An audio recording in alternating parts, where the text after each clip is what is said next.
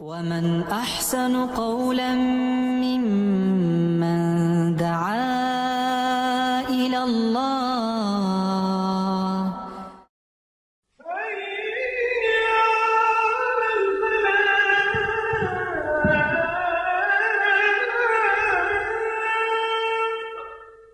سماعت فرمائیے سورہ حامیم سجدہ کی روشنی میں بندگی رب کے تقاضے کے موضوع پر جناب ڈاکٹر فرحت علی برنی۔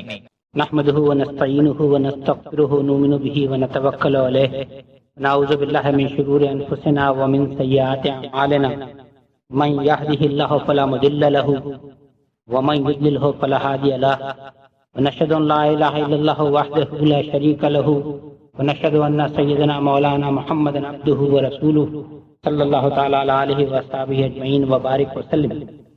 اما بعد اعوذ باللہ من الشیطان الرجیم بسم اللہ الرحمن الرحیم ان الذین قالوا ربنا اللہ ثم استقاموا تتنزل علیہم الملائکۃ الا تخافوا ولا تحزنوا وابشروا بالجنۃ التی کنتم توعدون نحن اولیاؤکم فی الحیاۃ الدنیا وفی الآخرہ وَلَكُمْ فِيهَا مَا تَشْتَهِي أَنفُسُكُمْ وَلَكُمْ فِيهَا مَا تَدَّعُونَ نُزُلًا مِّن غَفُورٍ رَّحِيمٍ وَمَنْ أَحْسَنُ قَوْلًا مِّمَّنْ دَعَا إِلَى اللَّهِ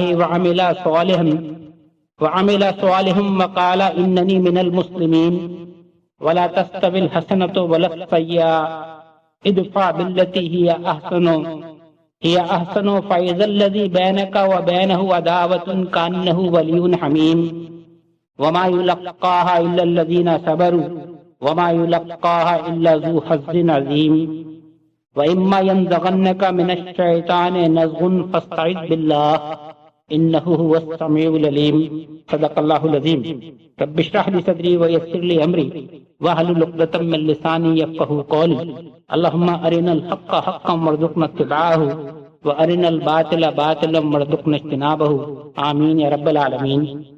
ترجمہ ہے، جن لوگوں نے کہا کہ اللہ ہمارا رب ہے اور پھر وہ اس پر ثابت قدم رہے، یقیناً ان پر فرشتے نازل ہوتے ہیں اور ان سے کہتے ہیں کہ نہ ڈرو نہ غم کرو اور خوش ہو جاؤ اس جنت کی بشارت سے جس کا تم سے وعدہ کیا گیا ہے۔ ہم اس دنیا کی زندگی میں بھی تمہارے ساتھی ہیں اور آخرت میں بھی، وہاں جو کچھ تم چاہو گے تمہیں ملے گا اور ہر چیز جس کی تم تمنا کرو گے وہ تمہاری ہوگی۔ یہ ہے سامان ضیافت اس ہستی کی طرف سے جو غفور اور رحیم ہے۔ اور اس شخص کی بات سے اچھی بات اور کس کی ہوگی جس نے اللہ کی طرف بلایا اور نیک عمل کیا اور کہا کہ میں مسلمان ہوں۔ اور اے نبی صلی اللہ علیہ وسلم، تم دیکھو گے کہ تمہارے ساتھ جس کی عداوت پڑی ہوئی، اور اے نبی صلی اللہ علیہ وسلم، نیکی اور بدی یکساں نہیں ہیں، تم بدی کو اس نیکی سے دفع کرو جو بہترین ہو۔ تم دیکھو گے کہ تمہارے ساتھ جس کی عداوت پڑی ہوئی تھی وہ جگری دوست بن گیا ہے۔ یہ صرف نصیب نہیں ہوتی مگر ان لوگوں کو جو صبر کرتے ہیں، اور یہ مقام حاصل نہیں ہوتا مگر ان لوگوں کو جو بڑے نصیبے والے ہیں۔ اور اگر تم شیطان کی طرف سے کوئی اکساہٹ محسوس کرو تو اللہ کی پناہ مانگ لو، وہ سب کچھ سنتا اور جانتا ہے۔ حضرات، یہ 7 آیتیں ہیں، آیت نمبر 30 سے لے کے آیت نمبر 36 تک سورہ حامیم سجدہ کی، جن کی میں نے آپ کے سامنے تلاوت اور ترجمہ پیش کیا ہے۔ قرآن میں 7 صورتیں ایسی ہیں جن کی ابتدا ہا اور میم کے حروف مقطعات سے ہوتی ہے، حامیم۔ ان 7 صورتوں کو چنانچہ آل حامیم یا حوامیم کہا جاتا ہے، اور یہ سب کے سب اکٹھی ہیں قرآن میں۔ 24واں سپارہ جہاں 1 ربع سپارہ ختم ہوا ہے، وہاں سے لے کر اور جہاں 26واں سپارہ 1 ربع ختم ہوتا ہے، یعنی 2 سپاروں کے اوپر ایک ساتھ یہ 7 صورتیں آئی ہیں۔ اس میں پہلی سورہ مومن ہے جس کا نام سورہ غافر بھی ہے، دوسری سورہ حامیم سجدہ ہے جس کا نام سورہ فصلت ہے، یہ جس کی آیتیں میں نے آپ کے سامنے پڑھی ہیں۔ تیسری سورہ شورى ہے، اس کے بعد سورہ زخرف ہے، پھر سورہ دخان ہے، پھر سورہ جاثیہ ہے، اور آخر میں سورہ احقاف۔ تو یہ 7 صورتیں ہیں، اور ان میں قدر مشترک یہ ہے کہ ان سب کی ابتدا ہا اور میم سے ہوتی ہے۔ ان کے متعلق ہم کو نبی اکرم صلی اللہ علیہ وسلم سے اور آپ کے صحابہ رضوان اللہ تعالی علیہ مجمعین سے کثیر روایات ملتی ہیں، جس سے اندازہ ہی ہوتا ہے کہ ان صورتوں کی بڑی فضیلت ہے۔ نبی اکرم صلی اللہ علیہ وسلم کی ایک روایت میں آتا ہے کہ آپ نے ایک دفعہ جہاد کے موقع پر رات کے وقت اپنے ساتھیوں سے کہا کہ تم سونے سے پہلے یہ پڑھ لو، حامیم لا ینصرون۔ حامیم یہ تو حروف مقطعات ہیں، لا ینصرون تمہارے دشمن کی مدد نہیں ہوگی۔ اس سے معنی ظاہر یہ ہوئے کہ حامیم میں کوئی ایسی چیز ہے، کوئی ایسی صفت ہے جس سے حفاظت کے پہلو نکلتا ہے، اور اس کی پھر تصدیق ہو جاتی ہے نبی اکرم صلی اللہ علیہ وسلم کی ایک دوسری روایت سے، جس میں آپ نے فرمایا کہ جو شخص صبح کو آیت الکرسی جو مشہور آیت ہے سورہ بقرہ کی وہ پڑھ لیا کرے، اور سورہ مومن کی شروع کی 3 آیتیں پڑھ لیا کرے، وہ شخص سارا دن اور رات اللہ کی حفاظت میں آ جائے۔ اب اس سورہ مومن کی جو شروع کی 3 آیتیں جس کی آپ نے تلقین فرمائی ہے، حام میم تنزیل الکتاب من اللہ العزیز العلیم غافر الذنب قابل التوب شدید العقاب ذی الطول لا الہ الا ہو الیہ المصیر۔ حام میم یہ تو حروف مقطعات ہیں۔ تنزیل الکتاب من اللہ العزیز العلیم، یہ کتاب نازل ہوئی ہے اس ہستی کی طرف سے جو العزیز ہے اور العلیم، سارے اقتدار اس کے ہاتھ میں ہے اور ساری چیزوں کو جاننے والا ہے۔ تنزیل الکتاب من اللہ العزیز العلیم، اب اللہ کی صفات بیان ہوئی، غافر الذنب گناہوں کا مغفرت کرنے والا، وقابل التوب توبہ کا قبول کرنے والا، شدید العقاب سخت سزا دینے والا، ذی الطول اس کا فضل بڑا وسیع ہے، لا الہ الا ہو اس کے علاوہ کوئی ہستی نہیں ہے، وإلیہ المصیر اور پلٹ کر اسی کی طرف جانا۔ تو آپ فرما رہے ہیں نبی اکرم صلی اللہ علیہ وسلم کہ جو شخص صبح کے وقت آیت الکرسی اور ان آیتوں کی تلاوت کر رہے وہ سارا دن گویا ایک پناہ میں آ گیا ہے۔ صحابہ کرام رضوان اللہ تعالی علیہ مجمعین سے بھی کافی روایات ملتی ہیں جو ان صورتوں کی فضیلت کی طرف اشارہ کرتی ہیں۔ ایک روایت میں یہ الفاظ آئے ہیں کہ صحابہ یہ فرمایا کرتے تھے کہ جب ہم قرآن کا مطالعہ کرتے ہیں تو ایسا محسوس ہوتا ہے جیسے کوئی ایک ہرا میدان ہے جس میں ہم داخل ہو گئے ہیں، اور جب ہم قرآن کا مطالعہ کرتے ہوئے ان حوامیم پر پہنچتے ہیں تو ایسا لگتا ہے کہ جیسے اس ہرے میدان میں ایک بہت گھنا باغ آ گیا ہے، بہت خوبصورت باغ آ گیا ہے، اور اب ہم اس کے اندر داخل ہو گئے۔ خصوصاً یہ جو سورہ مومن کی 3 آیتیں ہیں جس کی ابھی میں نے آپ کے سامنے تلاوت کی ہے، حامیم تنزیل الکتاب من اللہ العزیز العلیم، ان کے متعلق 2 نسبتاً عجیب روایتیں ہمارے سامنے آتی ہیں۔ ایک روایت میں آتا ہے کہ عمر فاروق رضی اللہ تعالیٰ عنہ جبکہ وہ امیر المومنین تھے، ان کی محفلوں میں ایک شام کا بڑا طاقتور شخص آیا کرتا تھا، قوی الجثہ، بھاری بھرکم جسم کا، اور پھر انہوں نے یہ محسوس کیا کہ کچھ عرصے وہ شخص نہیں آ رہا، تو انہوں نے اپنی کسی سے پوچھا کہ وہ فلانا جو آتا تھا اس کو کیا ہوا؟ تو لوگوں نے کہا کہ امیر المومنین اس کا آپ سے کیا ذکر کریں، اس کو تو شراب کے نشے کی عادت پڑ گئی ہے اور اکثر اوقات وہ شراب میں دھت پڑا رہتا ہے۔ عمر فاروق رضی اللہ تعالیٰ نے لوگوں سے کہا کہ اس کو میرے نام سے خط لکھو۔ انہوں نے خط لکھا اور خط میں تھا کہ سلام ہو تم پر، اور میں حمد و ثنا بیان کرتا ہوں اس ہستی کی لا الہ الا ہو جس کے علاوہ کوئی معبود نہیں، اور وہ ہستی وہ ہے غافر الذنب وقابل التوب شدید العقاب ذی الطول لا الہ الا ہو الیہ المصیر۔ یہ آیتیں آپ نے لکھی کہ ہستی وہ ہے جو گناہوں کو مغفرت کرنے والی، سخت سزا دینے والی، توبہ کی قبول کرنے والی، اور اس کا فضل بڑا وسیع ہے، اس کے علاوہ کوئی ہستی نہیں ہے، اور تمہیں پلٹ کر اسی کی طرف جانا ہے۔ یہ آیتیں لکھ کر آپ نے اور والسلام عمر لکھ کے اور اس کو خط بھیج دی۔ روایت میں آتا ہے کہ اور یہ آپ نے ہدایت کی کہ جب اس کو خط ایسے موقع پہ دینا جب وہ نشے کی حالت میں نہ، ہوش کی حالت میں۔ تو جب اس نے خط پڑھا تو وہ خط پڑھتا تھا اور روتا تھا، پڑھتا تھا اور روتا تھا، اور اس نے توبہ کی کہ اللہ میں توبہ کرتا ہوں اپنے گناہوں سے، اور آئندہ کے لیے وہ ہمیشہ کے لیے تائب ہو گیا۔ تو جب عمر فاروق رضی اللہ تعالیٰ عنہ کو یہ بات پتہ چلی تو انہوں نے کہا کہ دراصل لوگوں کو تبلیغ اور دعوت کا یہ طریقہ ہے کہ حکمت کے ساتھ ان تک بات پہنچاؤ، یہ نہیں کہ جیسے ہی تمہیں کسی خرابی کا پتہ چلے تو فوراً اس کے اوپر رکھ لے کے کھڑے ہو جاؤ، مگر اس کو اللہ کی یاد دلاؤ اور اللہ کی ان صفات کی یاد دلاؤ۔ اب اس میں کیا بات ہے؟ غافر الذنب گناہوں کی مغفرت کرنے والا، قابل توبہ، توبہ کا قبول کرنے والا، اور اگر تم توبہ نہیں کرتے تو شدید العقاب، سخت سزا دینے والا، اور اگر توبہ کر لیتے ہو تو ذی الطول، اس کا فضل بڑا وسیع ہے، وہ تم کو نوازے گا۔ تو یہ اللہ کی صفات جب اس کو یاد دلائی گئی تو اس شخص نے توبہ کی۔ ایک اور روایت ملتی ہے، اور جیسے میں نے آپ سے عرض کیا کہ دونوں روایتیں نسبتاً عجیب ہیں، یہ ایک تابعی ہیں، یعنی نبی کریم صلی اللہ علیہ وسلم کے صحابی نہیں بلکہ تابعی، ان سے یہ روایت ہے۔ وہ یہ فرما رہے ہیں کہ ایک دفعہ میں ایک باغیچے میں تھا اور میں نے سورہ مومن کی یہ آیتیں پڑھی، حامیم تنزیل الکتاب من اللہ العزیز العلیم غافر الذنب وقابل التوب شدید العقاب ذی الطول لا الہ الا ہو الیہ المصیر۔ تو میں نے دیکھا کہ کوئی شخص مجھے پکار رہا ہے، میں نے پلٹ کر دیکھا، ایک شخص یمنی لباس میں ملبوس، سفید لباس، بہت خوبصورت، گھوڑے پر سوار، ایک ایسا شخص جس کو میں نہیں جانتا تھا۔ اس نے مجھ سے کہا کہ جب تم یہ آیتیں پڑھا کرو تو اس کے بعد ایک دعا بھی مانگا کرو۔ میں نے پوچھا کیا دعا؟ تو اس نے کہا کہ یہ دعا مانگا کرو کہ یا غافر الذنب اغفر لی وقابل التوب اقبل توبتی وشدید العقاب لا تعاقبنی وذی الطول تل علی بخیر۔ دعا یہ مانگا کرو، اے گناہوں کے معاف کرنے والے میرے گناہوں کو معاف کر دے، اے توبہ کے قبول کرنے والے میری توبہ قبول کر لے، اے سخت عذاب دینے والے مجھے عذاب میں مبتلا نہ کرنا، اور اے بڑے وسیع فضل والے میرے اوپر اپنے فضل کو وسیع کرنا۔ کہنے لگے کہ جب میں نے الفاظ سنے اور میں نے پلٹ کے پھر دیکھا تو وہ شخص اب غائب تھا۔ میں نے لوگوں سے پوچھا کہ تم نے کسی ایسے شخص کو دیکھا ہے؟ تو لوگوں نے انکار کیا کہ ہم نے نہیں دیکھا۔ خیال یہ ہے اغلب کہ اللہ کی طرف سے اس کو یہ کوئی الہامی ہدایت کی جو پہنچائی گئی۔ یہ بھی ایک چیز ہے کہ اگر یہ آپ آیتوں کی تلاوت کریں اور اس کے ساتھ یہ دعا مانگیں تو اس میں ظاہر ہے وہ الفاظ آئے ہیں جس سے آپ پھر اللہ کے فضل کی بڑی طویل توقع کریں۔ تو یہ حوامیم جو صورتیں ہیں ساتھ، ان کے متعلق ہم کو یہ کثیر روایتیں ملتی ہیں تفاسیر میں، شروع میں ہی جہاں سے سورہ مومن شروع ہوتی ہے۔ اور میں نے آپ کے سامنے دوسری سورت جو حامیم سجدہ ہے اس کی 7 آیتوں کی تلاوت کی ہے۔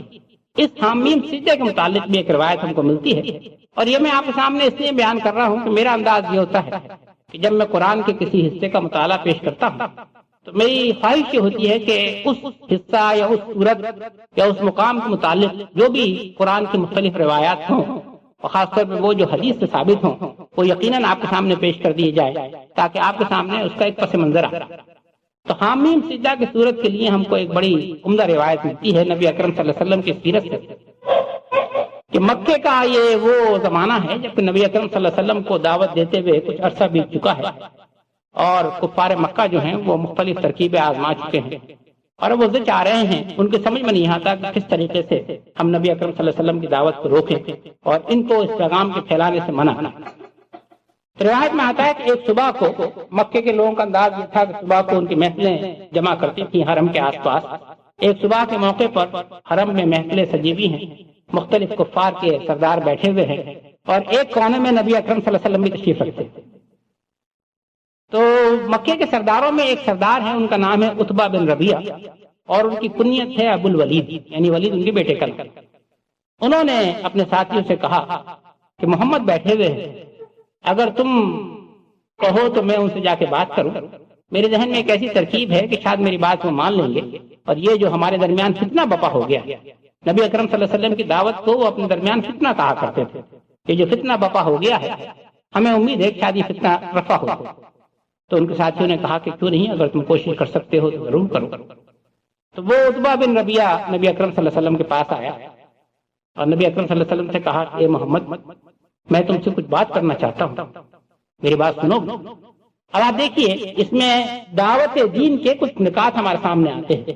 تو نبی اکرم صلی اللہ علیہ وسلم نے جواب دیا کہ اے ابو الولید کیوں نہیں، اور کیجیے گا آپ اس کا نام نہیں لیا بلکہ اس کی کنیت استعمال کی۔ عربوں میں آج بھی یہ طریقہ ہے کہ وہ کنیت کے نام سے اگر پکارے جائیں تو اپنا عزت و اکرام محسوس کرتے ہیں، اور آج بھی وہ کنیت استعمال کرتے ہیں۔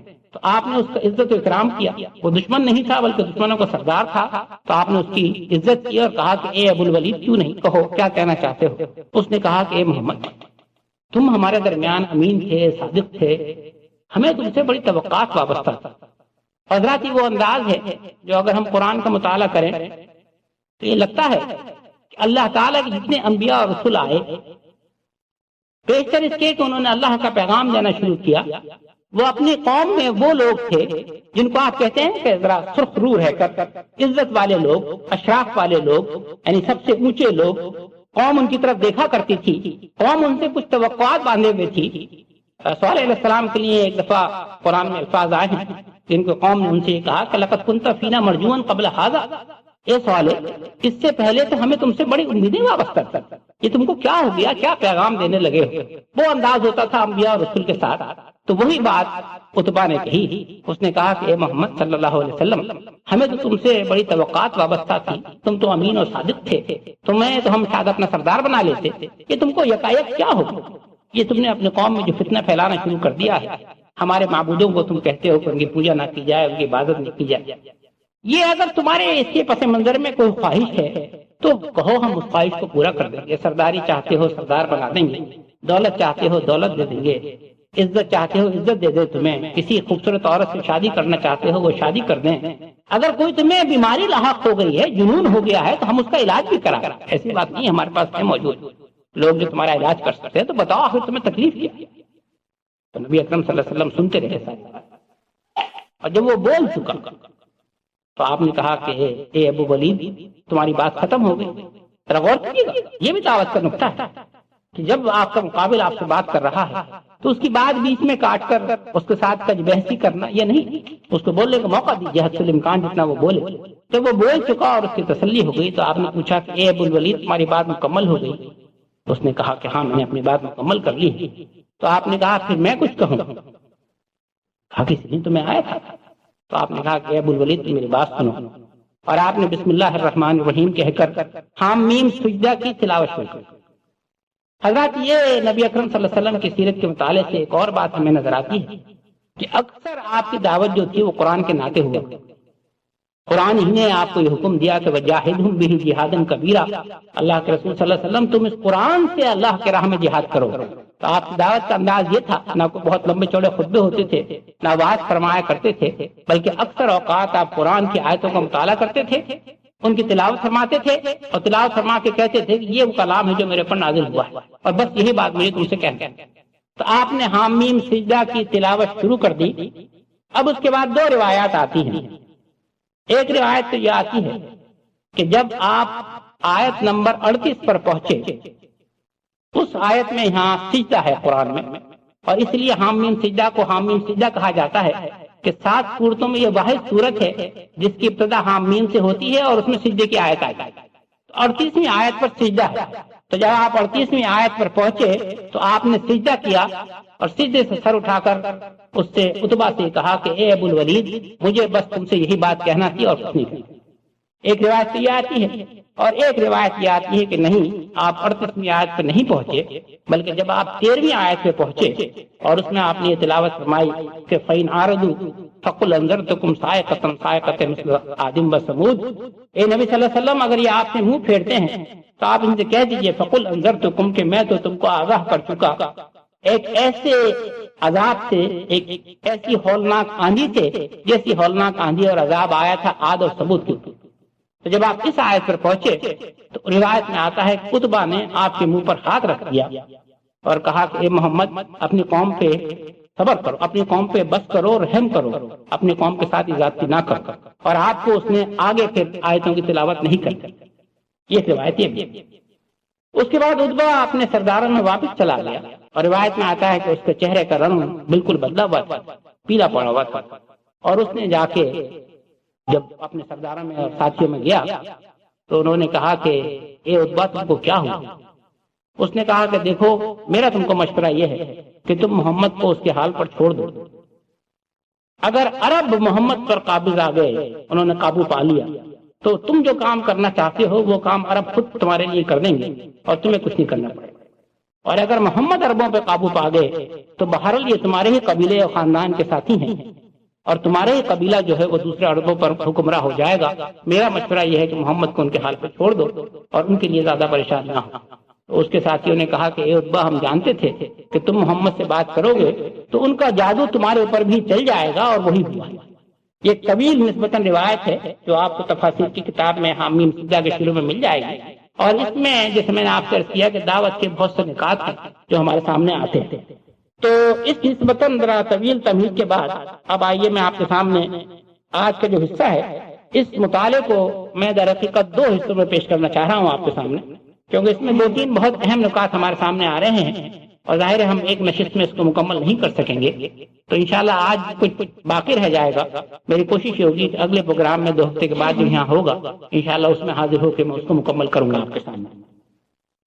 فرمایا ان الذین قالوا ربنا اللہ، بے شک وہ لوگ ان الذین قالوا جو کہ کہتے ہیں ربنا اللہ، اللہ ہمارا رب ہے، ثم استقاموا، اور اس پر وہ پھر استقامت اختیار کرتے ہیں، ڈٹ جاتے ہیں، جم جاتے ہیں. ان کے ساتھ کیا ہوتا ہے؟ تتنزل علیہم الملائکہ، ان کے اوپر ملائکہ نازل ہوتے ہیں اور کیا کہتے ہیں ملائکہ؟ اللہ تخافوا، کہ تم ڈرو نہیں، خوف نہ کرو، ولا تحزنوا، اور حزن نہ کرو، ملال نہ کرو، وابشروا، اور تمہیں بشارت ہو کس چیز کی؟ بالجنہ، تمہیں جنت کی بشارت ہو. کون سی جنت؟ التی کنتم توعدون، وہ جنت جس کا تم سے وعدہ کیا جا رہا ہے. اور فرشتے یہ بھی کہتے ہیں کہ نحن اولیاءکم فی الحیات الدنیا، اے لوگوں ہم تمہارے ساتھی ہیں، اولیاء ہیں، فی الحیات الدنیا، دنیا کی زندگی میں، وفی الآخرہ، اور آخرت میں بھی، ولکم فیہا ما تشتہی انفسکم، اور جنت میں جو کچھ تمہاری نفس کی خواہش ہوگی، تشتہی، وہ تمہیں ملے گا. ولکم فیہا ما تدعون، اور جو کچھ تم جنت میں جس خواہش کا اظہار کرو گے، جو مانگو گے، جو پکارو گے، وہ بھی تمہیں دیا جائے گا. نزلا من غفور الرحیم، اور یہ پہلی مہمانداری ہوگی تمہارے لیے. نزل کہتے ہیں وہ ضیافت جو مہمان کے آتے ہی میزبان اس کے لیے کرتا ہے فوری طور پر. تو فرمایا یہ فوری طور پر تمہارے لیے مہمانداری ہوگی. کس ہستی کی طرف سے؟ وہ ہستی جو کہ غفور بھی ہے اور رحیم بھی. اب ذرا اس میں غور کیجئے کہ پورا مضمون جو ہے اس میں کثیر تعداد میں خوشخبریاں ہیں جو دی جا رہی ہیں، یہ کہہ کر کہ ملائکہ نازل ہوتے ہیں، اور ملائکہ نازل ہوتے ہیں یہ کہتے ہوئے کہ نہ خوف کرو، نہ رنج کرو، جنت کی تمہیں بشارت ہو. اے لوگوں ہم تمہارے ساتھی ہیں، دنیا میں بھی ساتھی ہیں، آخرت میں بھی ساتھی ہیں، اور تم سے ہم اس جنت کا وعدہ کیا جا رہا ہے، اور وہ جنت تمہیں ملے گی یقیناً، جس جنت میں انداز یہ ہوگا کہ تمہارے دل کے اندر کوئی خواہش آئی وہ پوری کر دی گئی، تم نے کسی خواہش کا اظہار کیا وہ پوری کر دی گئی. اور یہ لوگوں یہ تو صرف شروع کی مہمانداری ہوگی، ابھی ابتدائی ہوگی مہمانداری کی. آگے چل کے کیا کیا تمہارے لیے ہوگا اس کا تو پھر وہ عالم ہے جو قرآن بیان کرتا ہے کہ کوئی نفس نہیں جانتا. لا تعلم نفس ما اخفی لهم من قرۃ اعین، کوئی نفس نہیں جانتا کہ اللہ نے اس کے لیے کیا چیزیں تیار کر کے رکھی ہیں، اس کی آنکھوں سے کیا چیزیں چھپا کے رکھی ہیں. تو وہ جنت کا انداز، وہ جنت کی بشارتیں یہ فرشتے دے رہے ہیں. مگر غور کیجیے گا یہ ساری جو بشارتیں ہیں یہ کس لیے ہیں؟ فرمایا گیا کہ بشارتیں ان لوگوں کے لیے ہیں. ان الذین قالوا ربنا اللہ، بے شک وہ لوگ جنہوں نے کہا کہ اللہ ہمارا رب ہے، ثم استقاموا، اور پھر اس پر جم گئے. معلوم یہ ہوا کہ اتنی بڑی نعمتیں، اتنی بڑی بشارتیں، اللہ کی طرف سے یہ وعدے یہ کیے جا رہے ہیں ان لوگوں کے لیے جو 2 باتیں کرتے ہیں. ایک تو یہ کہ وہ کہتے ہیں کہ ربنا اللہ، اللہ ہمارا رب ہے، اور دوسرا یہ کہ ثم استقاموا، یہ کہنے کے بعد اس پر پھر وہ ڈٹ جاتے ہیں اور جم جاتے ہیں. تو ذرا دیکھنا یہ ہوگا کہ یہ ربنا اللہ کا کہنا اور اس پر ڈٹ جانا اور جم جانا یہ کیا اتنی بڑی چیز ہے. اللہ کی طرف سے اتنی ساری بشارتیں دی گئی ہیں. بظاہر تو ایسا لگتا ہے کہ وہ بہت بڑی چیز نہیں ہے. ربنا اللہ کے کہنے کے معنی یہ ہے کہ جو شخص بھی یہ کہے کہ اللہ میرا رب ہے، یعنی یہ کہ جیسے ہم اور آپ کلمہ کا لفظ ادا کرتے ہیں اس میں ہم کیا کہتے ہیں؟ ہم یہی تو کہتے ہیں لا الہ الا اللہ، کوئی معبود نہیں مگر اللہ ہمارا معبود ہے. اور ہم یہ بھی کہتے ہیں کہ محمد رسول اللہ، محمد صلی اللہ علیہ وسلم اللہ کے رسول. اور یہ کلمہ آپ کہیں استقامت کی بات بھی ہوئی اس میں، استقامت تو ہم اس میں بڑی کثیر تعداد میں ظاہر کرتے ہیں. ہماری زبان تو جب کھلتی ہے اور پہلا کلمہ ہماری زبان سے نکلتا ہے تو ہمارے والدین کی خواہش یہ ہوتی ہے کہ ہماری زبان پہ کلمہ طیبہ ہو جو چڑھے. اور پھر ہمیں جب ہوش آ جاتا ہے تو ہم خود اللہ کے آگے گرا کے یہی دعائیں مانگا کرتے ہیں کہ اللہ ہمارے زبان پہ مرتے وقت کلمہ ہمیں نصیب کیجیے. یعنی یہ کہ ہمارا اپنا انداز یہ ہوتا ہے کہ جب زبان کھلی تو کلمہ ادا کیا، ساری عمر اسی کلمے کو ادا کرتے رہے، اور موت کے وقت کی تمنا یہی ہے کہ اللہ تعالیٰ مجھے کلمہ نصیب کیجیے. تو استقامت اس سے بڑھے، اس سے زیادہ بڑھ کے اور استقامت کیا ہو سکتی ہے؟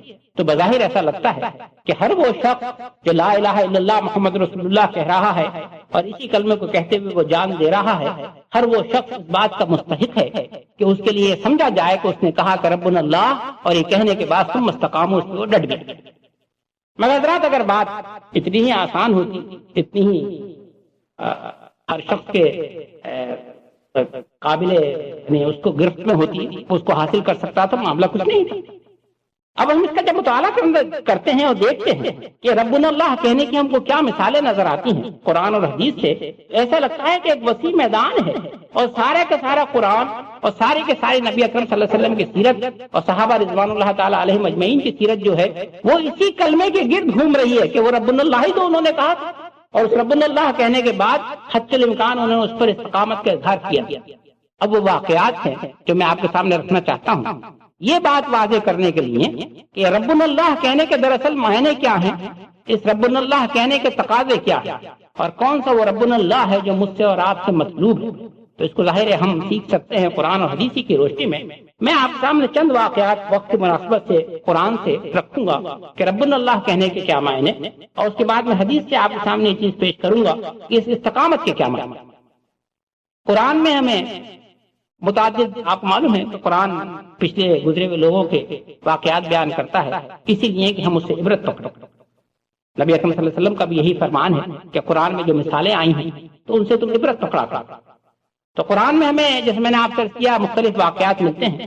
پہلے جس واقعے کا ذکر کر رہا ہوں یہ سارے واقعات یقیناً آپ کے علم میں ہے، کوئی نئی چیز میں آپ کو نہیں بتا رہا، مگر صرف یہ میں اہمیت اجاگر کرنا چاہ رہا ہوں کہ اس ربنا اللہ کے کیا معنی ہیں۔ پہلا واقعہ ہے موسیٰ علیہ السلام کا اور فرعون کے دربار، اور یہ واقعہ آپ کو معلوم ہے کہ قرآن میں ایک دفعہ نہیں متعدد بار آیا ہے۔ اگر مجھے صحیح یادداشت میری کام کر رہی ہے تو ابھی میں نے پچھلے دنوں کہیں یہ بات پڑھی تھی کہ قرآن کا 1/4 حصہ جو ہے وہ موسیٰ علیہ السلام کے واقعات سے متعلق ہے۔ میں اس کی کوئی یعنی تاکیدن بات نہیں کہہ رہا ہوں، ذہن پہ میری یہ ہے کہ میں نے کہیں بات پڑھی کہ قرآن کا 1/4 حصہ موسیٰ علیہ السلام کے واقعات سے متعلق ہے۔ بات یہ ہے کہ بہت کثیر تعداد میں موسیٰ علیہ السلام کے واقعات قرآن میں بیان کیے گئے ہیں، اور خاص طور پہ وہ واقعہ کہ وہ فرعون کے دربار میں گئے اور دعوت انہوں نے پیش کی، وہ تو کئی جگہ آیا ہے۔ اب اس کے میں آپ کے سامنے چند اجزاء رکھ رہا ہوں یہ دکھانے کے لیے کہ ربنا اللہ کی اہمیت کیا ہے۔ یہ معلوم ہے آپ کو کہ جب موسیٰ علیہ السلام نے قرآن کے سامنے اللہ کی نشانیاں پیش کی، اور موسیٰ علیہ السلام کو اللہ تعالیٰ نے بہت سی نشانیاں دی تھیں، قرآن نے 9 نشانیوں کا ذکر کیا ہے، مگر اس میں سے 2 نشانیاں ایسی تھیں جو بہت اہم تھیں، ایک آپ کا عصا اور ایک ید بیض۔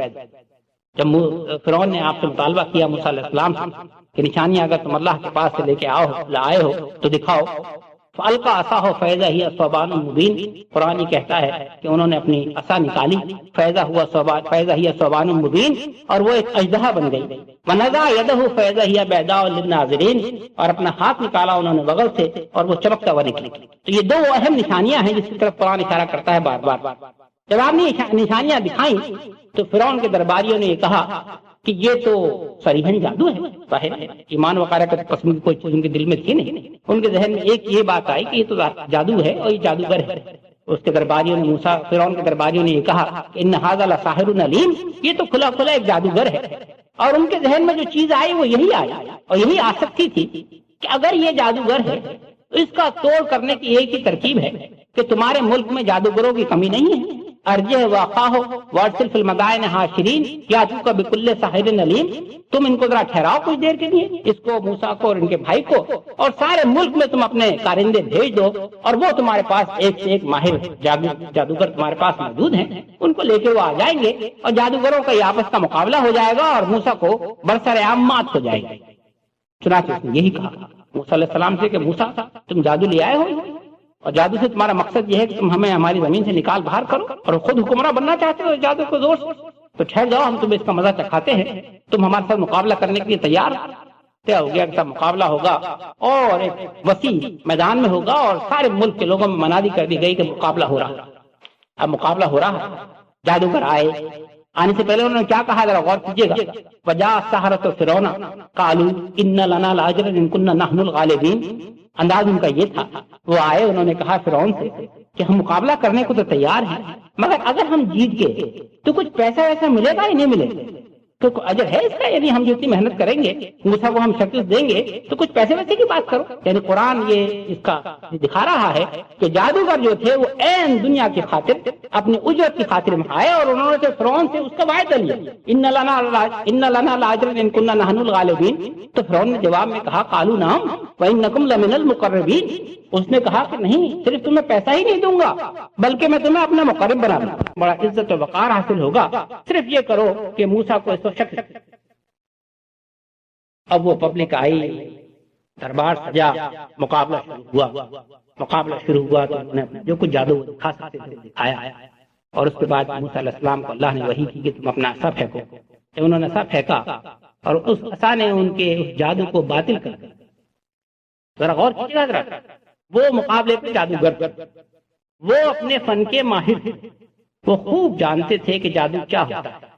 ان کے سامنے جب موسیٰ علیہ السلام کا معجزہ آیا تو یہ بات ان کے اوپر بالکل واضح ہو گئی کہ یہ جادو نہیں ہے، کیونکہ جادوگر خود تھے، اگر جادو ہوتا تو پہچان جاتے، وہ سمجھئے کہ یہ جادو نہیں ہے۔ فَوَقَعَ الْحَقُّ وَبَطَلَ مَا كَانُوا يَعْمَلُونَ فَغُلِبُوا هُنَالِكَ وَانقَلَبُوا صَاغِرِينَ۔ قرآن یہ الفاظ لے کر آیا ہے کہ حق کھل گیا، باطل واضح ہو گیا، حق واضح ہو گیا۔ فَغُلِبُوا هُنَالِكَ وَانقَلَبُوا صَاغِرِينَ، اور وہ غالب آ گئے، جادوگروں پہ غلبہ پا لیا گیا اور وہ چھوٹے ہو گئے، یعنی وہ ہار گئے اپنے اس مقابلے میں۔ اور کیا ہوا؟ وہ القی السحرۃ ساجدین، اللہ نے ان کے لیے ایسا بندوبست کر دیا کہ وہ جادوگر مجبور ہو گئے سجدہ کرنے کے لیے۔ القی السحرۃ ساجدین، اور سجدہ کیا انہوں نے، کیا کیا؟ قالوا آمنا برب العالمین، رب کا لفظ ہے قرآن۔ انہوں نے کہا کہ ہم ایمان لے آئے اس ہستی کے اوپر جو کہ ہمارا ہی رب نہیں، ربنا اللہ انہوں نے نہیں کہا، بلکہ انہوں نے کہا کہ رب العالمین۔ قالوا آمنا برب العالمین، اور رب وہ ہے کہ رب موسیٰ و ہارون، کہ موسیٰ اور ہارون کا وہی رب۔ اللہ نے جو ان کو یہ معجزہ دکھایا، اور جب وہ یہ سمجھ گئے کہ جادو نہیں ہے تو وہ جادوگر سجدے میں پڑ گئے اور انہوں نے کہا کہ ہم ایمان لائے، اور یہ کہتے ہوئے ایمان لائے کہ آمنا برب العالمین، ہم ایمان لے آئے اس ہستی کے اوپر جو کہ سارے عالم کا رب، یعنی انہوں نے وہی رب اللہ کا لفظ کہا۔ اب ذرا حضرات غور کیجیے، جب انہوں نے دربار میں اس چیز کا اظہار کر دیا کہ جادو نہیں ہے تو جو فرعون کی کرکری ہوئی ہوگی آپ اس کا اندازہ نہیں کر سکتے، کہ ساری پبلک جمع تھی، اور اس نے تو یہ کھیل اس لیے رچایا تھا کہ میں موسیٰ کو ہار ہو جائے گی، بات ختم، وہاں الٹی پڑ گئی اس پر بات۔ اب اس کے ذہن میں ایک ہی ترکیب آئی کہ اس نے فوراً جادوگروں سے کو دھمکی، جادوگروں سے اس نے کہا کہ اچھا ان ھذا لمکر مکرتموہ فی المدینۃ لتخرجوا منها اہلھا، یہ تم نے بڑی چال چلی، اور لگتا ہے ایسا ہے اس نے ایک جگہ یہ بھی کہا ان ھذا لکبیرکم الذی علمکم السحر، یہ جو موسیٰ ہے یہ تمہارا استاد لگتا ہے جادوگروں کو، اور یہ تمہاری ملی بھگت ہے، یہ اس نے تم کو سکھایا ہوا تھا، تم پہلے سے تمہاری ملی بھگت تھی، اور یہ سارا ڈرامہ تم لوگوں نے اس لیے رچایا ہے کہ تم ہم کو ہمارے اس ملک سے نکال دینا چاہتے ہو۔ تو اب اس نے دھمکی دی اپنی طرف سے، اس نے اس کا توڑ کیا، اس نے کہا کہ لا اقطعن ایدیکم وارجلکم من خلاف ثم لاصلبنکم اجمعین، میں تمہارے ہاتھ و پیر کاٹ دوں گا مختلف سمتوں سے، اور تم کو میں سولی دوں گا، سب کو سولی پہ لٹکا دوں گا۔ تو گویا اس نے دھمکی دی اس خیال سے کہ شاید یہ بات آ جائے۔ اب ذرا غور اس رب اللہ کہنے کی آپ تاثیر دیکھیے کہ وہ جادوگر جو ابھی چند لمحے پہلے فرعون سے یہ کہہ رہے تھے کہ ان لنا لاجرا ان كنا نحن الغالبین، اے فرعون ہمیں کچھ پیسے ویسے دو گے نا، یعنی صرف ان کا اتنا ہی مطمع نظر تھا، دنیا سے آگے کوئی چیز دیکھنے کو وہ تیار نہیں تھے۔ وہی جادوگر ایک ہی لمحے کے اندر بدلے ہیں تو کس انداز کے بدلے ہیں، ربنا اللہ انہوں نے کہا ہے تو کس انداز کا کہا ہے۔ ذرا غور کیجئے کہ ابھی ایمان لائے، ان کو چند ساعت گزری ہیں، ابھی تو فرعون سے مکالمہ ہو رہا ہے۔ اس ایمان لانے کے بعد نہ انہوں نے طہارت کی ہے، نہ انہوں نے کوئی نماز پڑھی ہے، نہ انہوں نے کوئی روزہ رکھا ہے، نہ انہوں نے کوئی حج کیا ہے، نہ انہوں نے کوئی تسبیح گمائی ہیں، نہ انہوں نے کوئی اللہ کا ذکر کیا ہے، مگر جب خلوص نیت کے ساتھ اور دل کے پورے اطمینان کے ساتھ انہوں نے ربنا اللہ کہا، اور یہ سمجھ کے کہا کہ واقعتاً یہ موسیٰ جو ہیں یہ اللہ کے پیغامبر ہیں، اب ان کے اندر وہ جرأت پیدا ہوئی کہ فرعون کی وہ دھمکی جو کہ صرف دھمکی نہیں تھی بلکہ ان کو حقیقتاً یہ نظر آ رہا تھا کہ یہ فرعون کر گزرے گا، یہ ہمارے ہاتھ و پیر کٹوا دے گا، یہ فرعون ہم کو سولی پر چڑھا دے گا۔ اس فرعون کو بھرے دربار میں جو جواب انہوں نے دیا ہے ذرا غور کیجیے، یہ جواب ان کا مختلف انداز میں مختلف مقامات پر آیا ہے، مگر میں جو چیز آپ کے سامنے پیش کر رہا ہوں وہ سورۃ طٰہٰ کی آیت ہے جس میں فرمایا قالوا لن نُؤْثِرَكَ قالوا لن نصرك على ما جاءنا من البينات والذي فطرنا فاقض ما انت قاض انما تقضي هذه الحياة الدنيا انا آمنا بربنا ليغفر لنا خطايانا وما اكرهتنا عليه من السحر والله خير وابقى. اور یہ کیا کہا؟ انہوں نے کہا کہ اے فرعون، بعد اس کے کہ ہمارے سامنے واضح نشانیاں آ گئی ہیں، ہم تجھ کو ترجیح نہیں دیں گے نہ ان واضح نشانیوں پر اور نہ اس ہستی پر جس نے ہمیں پیدا کیا. فقدے مانتا قاض، اے فرعون تو جو کرنا چاہے کر. یہ قاض وہی لفظ ہے جس قاضی کا لفظ بنا. اے فرعون تو جو کرنا چاہے کر گزر. کیا کرے گا؟ انما تقضی هذه الحیات الدنیا، زیادہ سے زیادہ تو ہماری زندگی کا جو فیصلہ کر سکتا ہے. ارے کیا کرے گا؟ ہمارے ہاتھ اور پیر کاٹ دے گا، ہم کو سولی چڑھا دے گا، ہماری جان لے لے گا، بس یہی کرے گا نا، اور تو کچھ نہیں کر سکتا. کر انما تقضی هذه الحیات الدنیا انا آمنا بربنا لیغفر لنا خطایانا.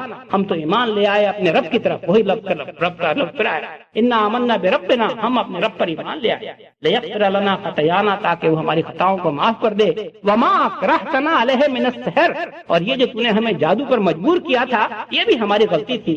اللہ شاید ہماری اس غلطی کو معاف کر دے گا اگر تو ہمیں سزا دے.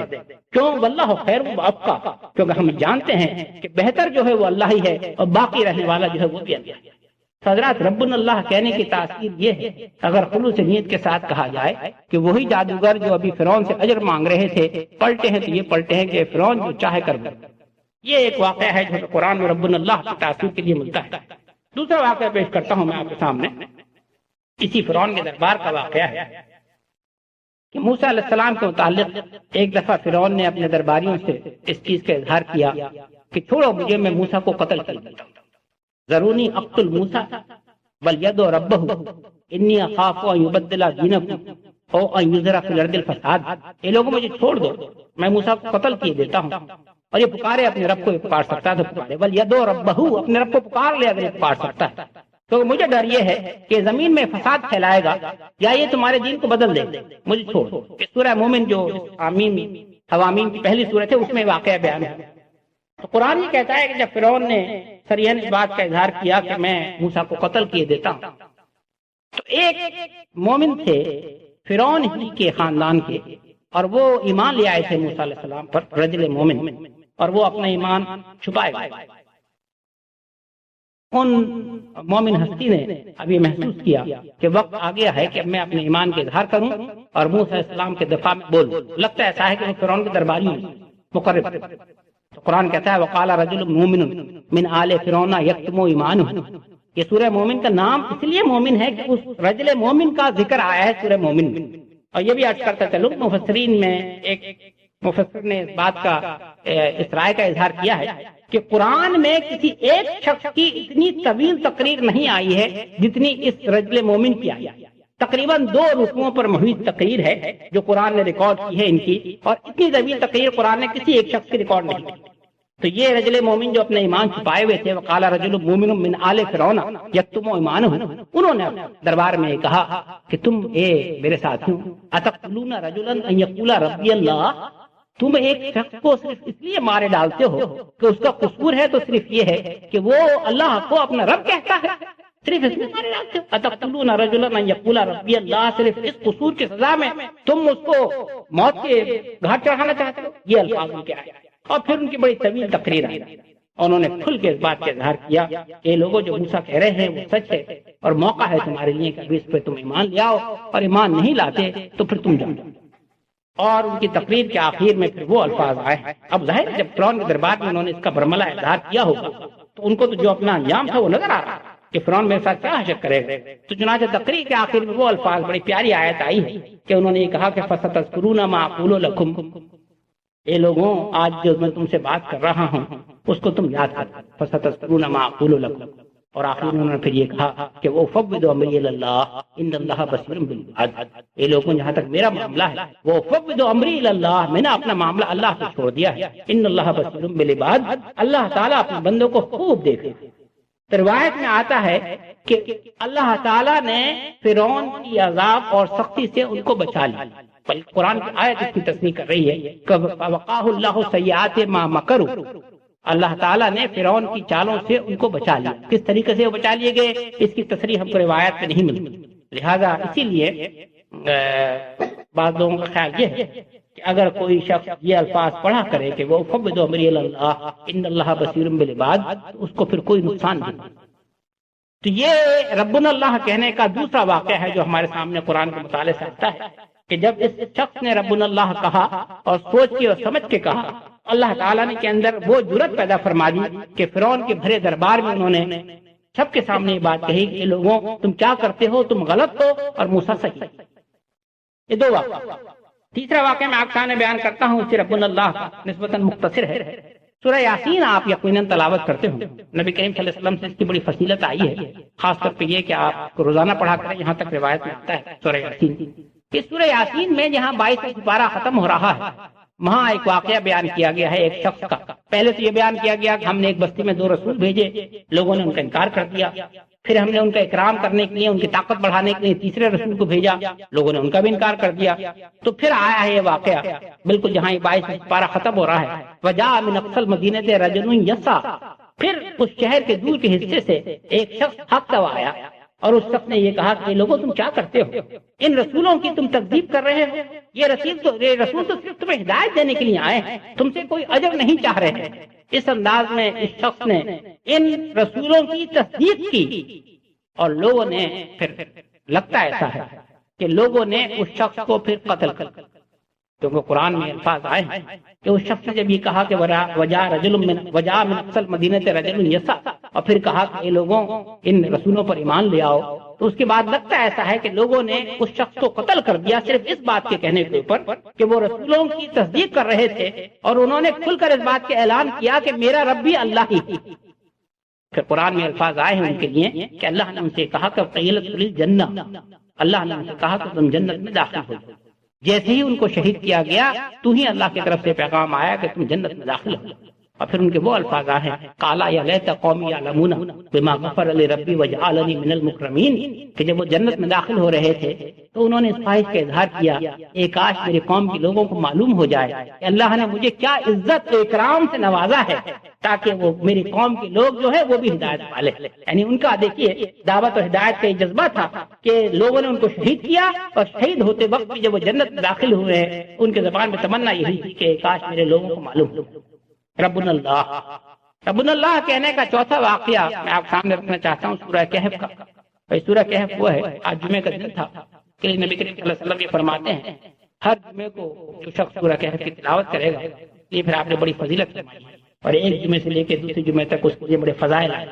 تو کوشش کیا کیجیے حضرات کہ جمعے کے دن آپ سورہ کہف کی مطالعہ کریں، اور اگر ہو سکے تو اس کا ترجمہ بھی پڑھیں اور اس کے معنی سمجھیں کہ کیا بات ہے جو سورہ کہف کہہ رہی ہے۔ بڑی اہم سورت ہے سورہ کہف۔ تو اسی سورہ کہف میں ایک کہف کے معنی ہے غار، اصحاب کہف کا واقعہ ہے، اور اسی مناسبت کا نام سورہ کہف۔ اصحاب کہف کا واقعہ جہاں بالکل جہاں سورہ کی ابتدا ہوئی ہے وہیں سے یہ شروع ہو گیا، اور اس کے دوسرے رکوع کی ابتدا ہوتی ہے کہ نحن نقص علیک نبأہم بالحق۔ اللہ تعالیٰ فرما رہے ہیں نبی کریم صلی اللہ علیہ وسلم سے، اے نبی صلی اللہ علیہ وسلم ہم تم کو ایک قصہ سنا رہے ہیں حق کے ساتھ۔ انہم فتیۃ آمنوا بربہم، ذرا الفاظ کا غور کیجیے، انہم فتیۃ آمنوا بربہم وزدناہم ھدی وربطنا علی قلوبہم اذ قاموا فقالوا ربنا رب السماوات والارض لن ندعو من دونہ الہا لقد کنا اذا شططا۔ کہ یہ جو اصحاب کہف کا قصہ ہے در حقیقت یہ کچھ نہیں ہے، بلکہ یہ کچھ نوجوان لوگوں کا قصہ ہے جو اپنے رب پر ایمان لے آئے تھے۔ ذرا میں یہ بھی عرض کرتا چلوں کہ ہمیں انبیاء اور رسول کے واقعات سے یہ بات سامنے آتی ہے کہ جب بھی کوئی ایمان لاتا تھا پہلے ان کے گروہ اور ان قوم میں سے، تو وہ اس گروہ اور قوم کے نوجوان ہی طبقہ ہوا کرتا تھا۔ حضرات یہ ایک ایسی چیز ہے جو آپ بھی اس کو محسوس کریں گے، وہ لوگ جو ادھیڑ عمر یا پکی عمر کو ہو جاتے ہیں ان کے سامنے دنیا کی نہ جانے کتنی مصلحتیں آ جاتی ہیں، اور اس مصلحت اور حکمت کی بنا پر وہ ایمان لانے میں ہچکچاتے ہیں، مگر جو نوجوان ہوتے ہیں جن کا خون کھولتا ہوا ہوتا ہے ان کا انداز یہ ہوتا ہے کہ اگر سمجھ میں بات نہیں آتی تو نہیں آتی، اور اگر ایک دفعہ بات سمجھ میں آ گئی ہے تو پھر وہ دنیا کے فوائد اور نقصانات کی پرواہ کیے بغیر اس پر آمنا اور صدقنا کہتے ہیں۔ چنانچہ نظر یہ آتا ہے کہ انبیاء اور رسول کے معاملے میں پہلے ایمان لانے والے ہمیشہ نوجوان ہوا کرتے تھے، تو یہی انداز تھا اصحاب کہف کے ساتھ، یہ نوجوان تھے۔ انہم فتیۃ آمنوا بربہم، اللہ فرما رہے ہیں کہ وہ اپنے رب پر ایمان لائے، وزدناہم ھدی، اور ہم نے ان کی ہدایت کو بڑھا دیا، وربطنا علی قلوبہم، اور ہم نے ان کے دلوں کو مضبوط کر دیا۔ کب؟ اس قاموا، جب کہ وہ کھڑے ہو گئے، اور کیا کہا؟ فقالوا ربنا رب السماوات والارض، انہوں نے کہا کہ ہمارا رب وہی ربنا کا لفظ ہے، ربنا رب السماوات والارض، ہمارا رب تو وہ ہستی ہے جو آسمان اور زمین کا رب ہے، لن ندعو من دونہ الہا، ہم اس کے علاوہ کسی اور کو نہیں پکاریں گے، اگر ہم ایسا کریں گے تو ہم بہت بیجا بات کریں گے۔ یہ الفاظ قرآن میں ہیں۔ اب معنی معلوم یہ ہوئے کہ ربنا اللہ کہنا جس کی وہ تاثیرات ہیں جو میں نے آپ کے سامنے رکھی کہ یکدم انسان پلٹ جاتا ہے، جس کی وہ تاثیر ہے کہ بھرے دربار میں فرعون کے جرأت پیدا ہو جاتی ہے کلمہ حق کہنے سے، اس ربنا اللہ کے ساتھ جو چیز دراصل مطلوب ہے وہ یہ ہے کہ یہ بھی کہا جائے کہ صرف اللہ ہی ہمارا رب ہے اور اس کے علاوہ اور کوئی معبود نہیں ہے۔ تو گویا ربنا اللہ میں یہ چیز خود بخود شامل ہے کہ صرف اللہ کو واحد معبود مانتے ہیں۔ اور آخری واقعہ پیش کر رہا ہوں جس سے تفسیر بالکل کھل کے آ جائے گی کہ صرف اللہ کو معبود نہیں مانا بلکہ اس کا کچھ اور بھی تقاضا ہے، اور یہ واقعہ میں آپ کے سامنے پیش کر رہا ہوں۔ سورہ یوسف علیہ السلام کا قصہ آپ نے یقیناً پڑھا ہوگا۔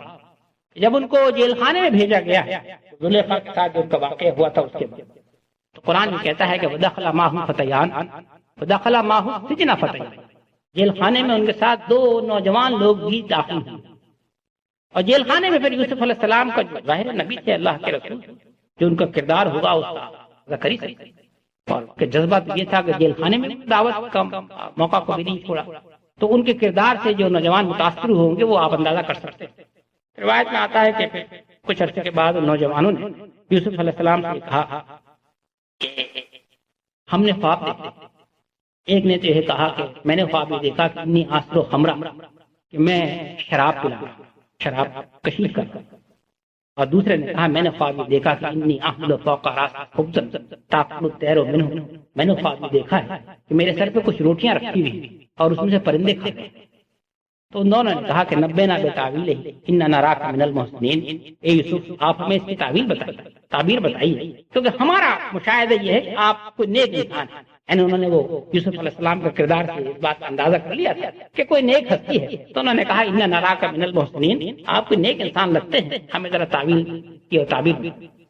اگر حضرات دعوت کا آپ انداز دیکھیں یوسف علیہ السلام، انہوں نے یہاں موقع غنیمت جان کے دعوت پیش کی ہے اللہ کے دین کی، اور یہ کہہ کے دعوت پیش کی کہ لوگوں میں تم کو تعویل اور تعبیر اس کی بتاتا ہوں، ابھی بتاتا ہوں، مگر اس تعبیر کے بتانے سے پہلے میں تم سے کچھ باتیں کرنا چاہتا ہوں، اور میں کوئی بہت لمبی چوڑی گفتگو نہیں کروں گا۔ یہ جو لوگ دعوت دین میں بڑے لمبے چوڑے وعظ اور بڑی لمبی چوڑی تقریریں اور بڑے لمبے چوڑے اپنے خطاب کرتے ہیں، یہ انداز دین کا نہیں ہے۔ دین کا انداز یہ ہے کہ مختصر بات کرو اور ایسی بات کرو دل کو لگتی ہو، تو انہوں نے وہی انداز اختیار کیا، اور یوسف علیہ السلام نے کہا کہ میں تم سے تھوڑا سا وقت لوں گا، بس اتنا وقت لوں گا کہ جو آدمی کھانا لینے گیا نا، ہمارا کھانا لانے کے لیے جیلر ہمارا، یہ بھی کھانا لے کے آئے گا نہیں کہ میری بات ختم ہو جائے گی، اور میں تم کو تعبیر یقیناً بتاتا ہوں، مگر اس تعبیر سے پہلے ذرا میری بات سن لو۔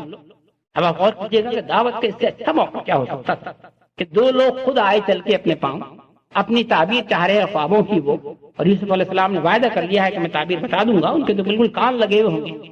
اب انہوں نے اللہ کے دین کی دعوت پیش کی، اور کس انداز میں پیش کی؟ انی ترکت ملت قوم لا یؤمنون باللہ وہم بالآخرۃ کافرون، اے لوگوں میں نے تو اس قوم کو چھوڑ دیا ہے جو اللہ پر ایمان نہیں لاتے اور آخرت کا وہ انکار کرتے۔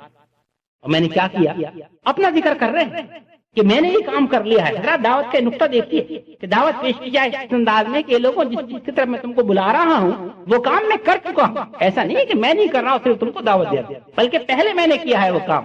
فرمایا واتبعت ملت آبائی ابراہیم و اسحاق و یعقوب، اور میں تو یہ لوگوں چل رہا ہوں اس طریقے پر جو کہ ابراہیم کا اور اسحاق کا اور یعقوب کا طریقہ ہے۔ اب یہ کون ہے؟